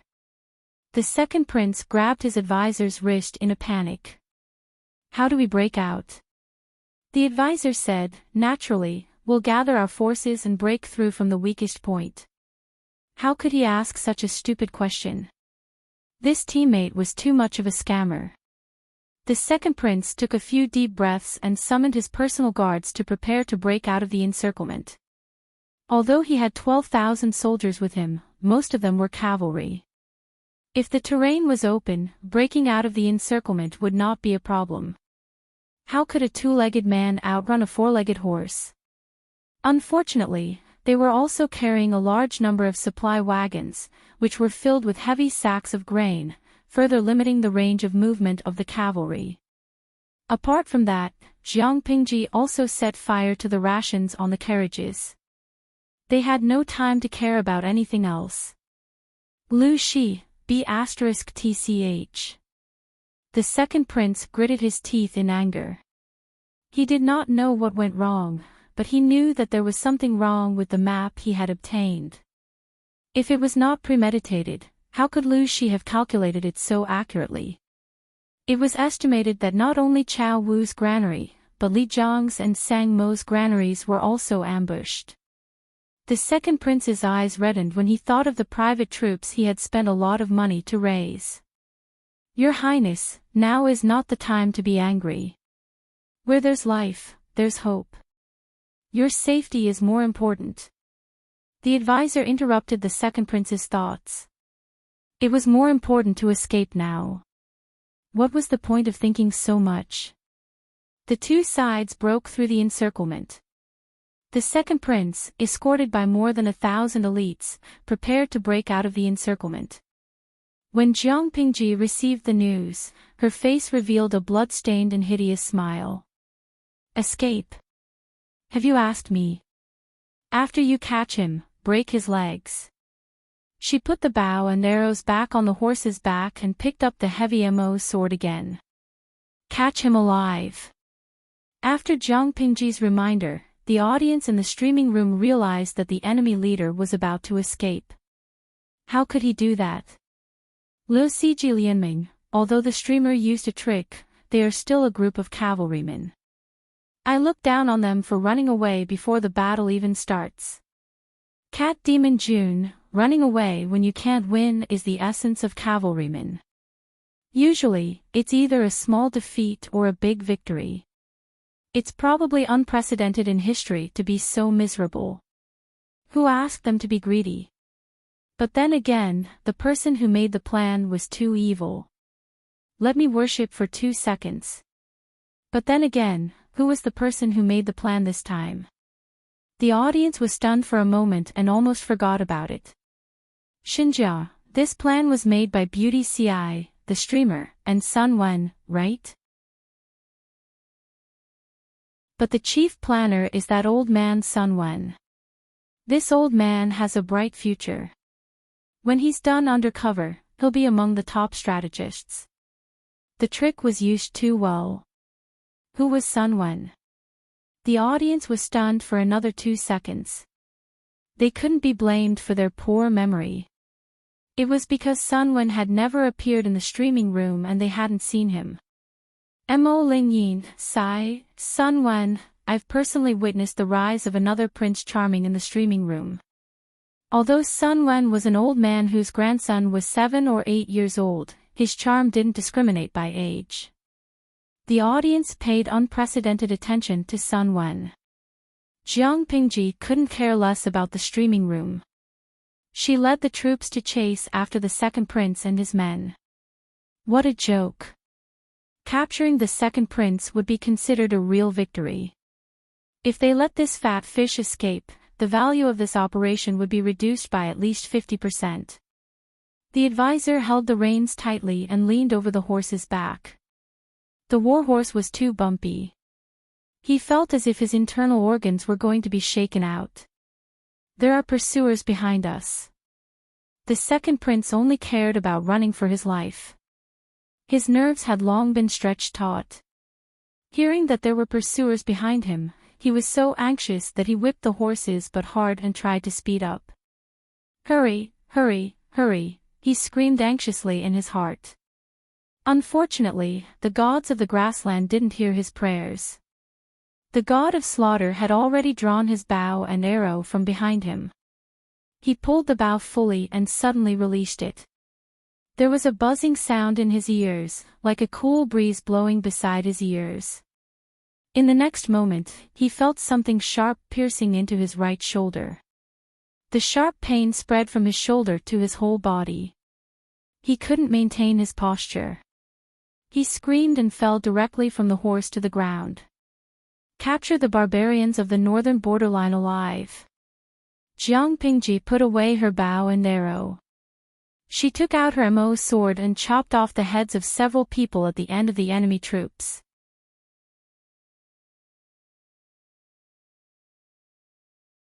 Chapter 948. Ah! A loud and tragic cry sounded. The second prince's shoulder was pierced by Jiang Pingji's arrow. The intense pain and the residual force of the arrow forced him to lose his balance and fall off the horse. His horse sprinted forward for a long distance due to inertia. Fortunately, the second prince was lucky. He was not trampled by the horse's hooves and caused a second injury, but he was dizzy from the fall. The advisor, who was holding the reins, heard the movement and looked back from the horse's back. The second prince had fallen off the horse. The pursuers behind him were quickly closing the distance. Now there were only two options in front of him. Either he turned around and went back to save the second prince, or he continued to run. Escape was the best strategy of the 36 stratagems. These two options went through the advisor's mind. He chose the former without hesitation. It was not because he was loyal, but because he knew that this was a battlefield in Jiang Pingji's territory. If he chose the latter and ran away alone, there was a 99% chance that he would be caught by Lu Shi's troops who were cleaning up the battlefield. The probability of his death was extremely high. Even if he was lucky enough to escape, there was no way for him to return to the northern borderline safely. Even if he returned to the northern borderline, he would definitely die. He could not afford to lose a prince of the northern borderline.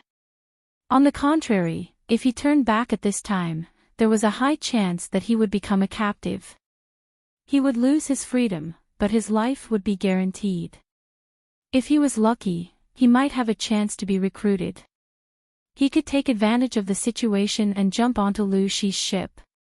It was a way out. In a split second, the advisor had thought through everything and even arranged a seemingly perfect escape route for himself. Second prince, come and save His Highness, the advisor turned his horse around. When he arrived, several soldiers of the northern borderline had already carried the unconscious second prince onto the back of the horse. However, they could not stop the enemies who were approaching quickly from behind. Not to mention the ruthless killer. You send the second prince away first. I will stay with the others to delay them.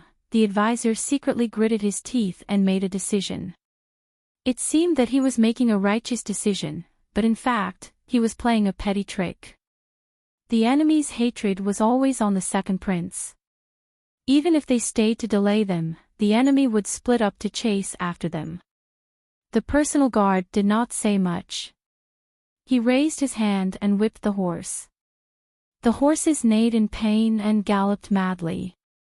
In less than 2 breaths, the enemies at the very front had arrived. My life is over. The advisor chose to hide behind the soldiers to preserve his life as much as possible.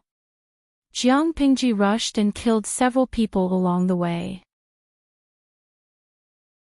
She had the imposing manner of killing anyone who stood in her way and killing anyone who stood in her way.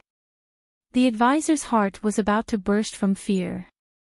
Kill anyone who dares to resist, the rest of you, follow me. She said that she would break his legs if she caught him, and she meant it. Jiang Pingji did not stop at all. She rode on her horse and killed from left to right. The warhorse under her raised its hooves and stomped on the ground. Soon, the cavalrymen who were left behind were killed and their horses were thrown off their feet. Jiang Pingji chased after the second prince.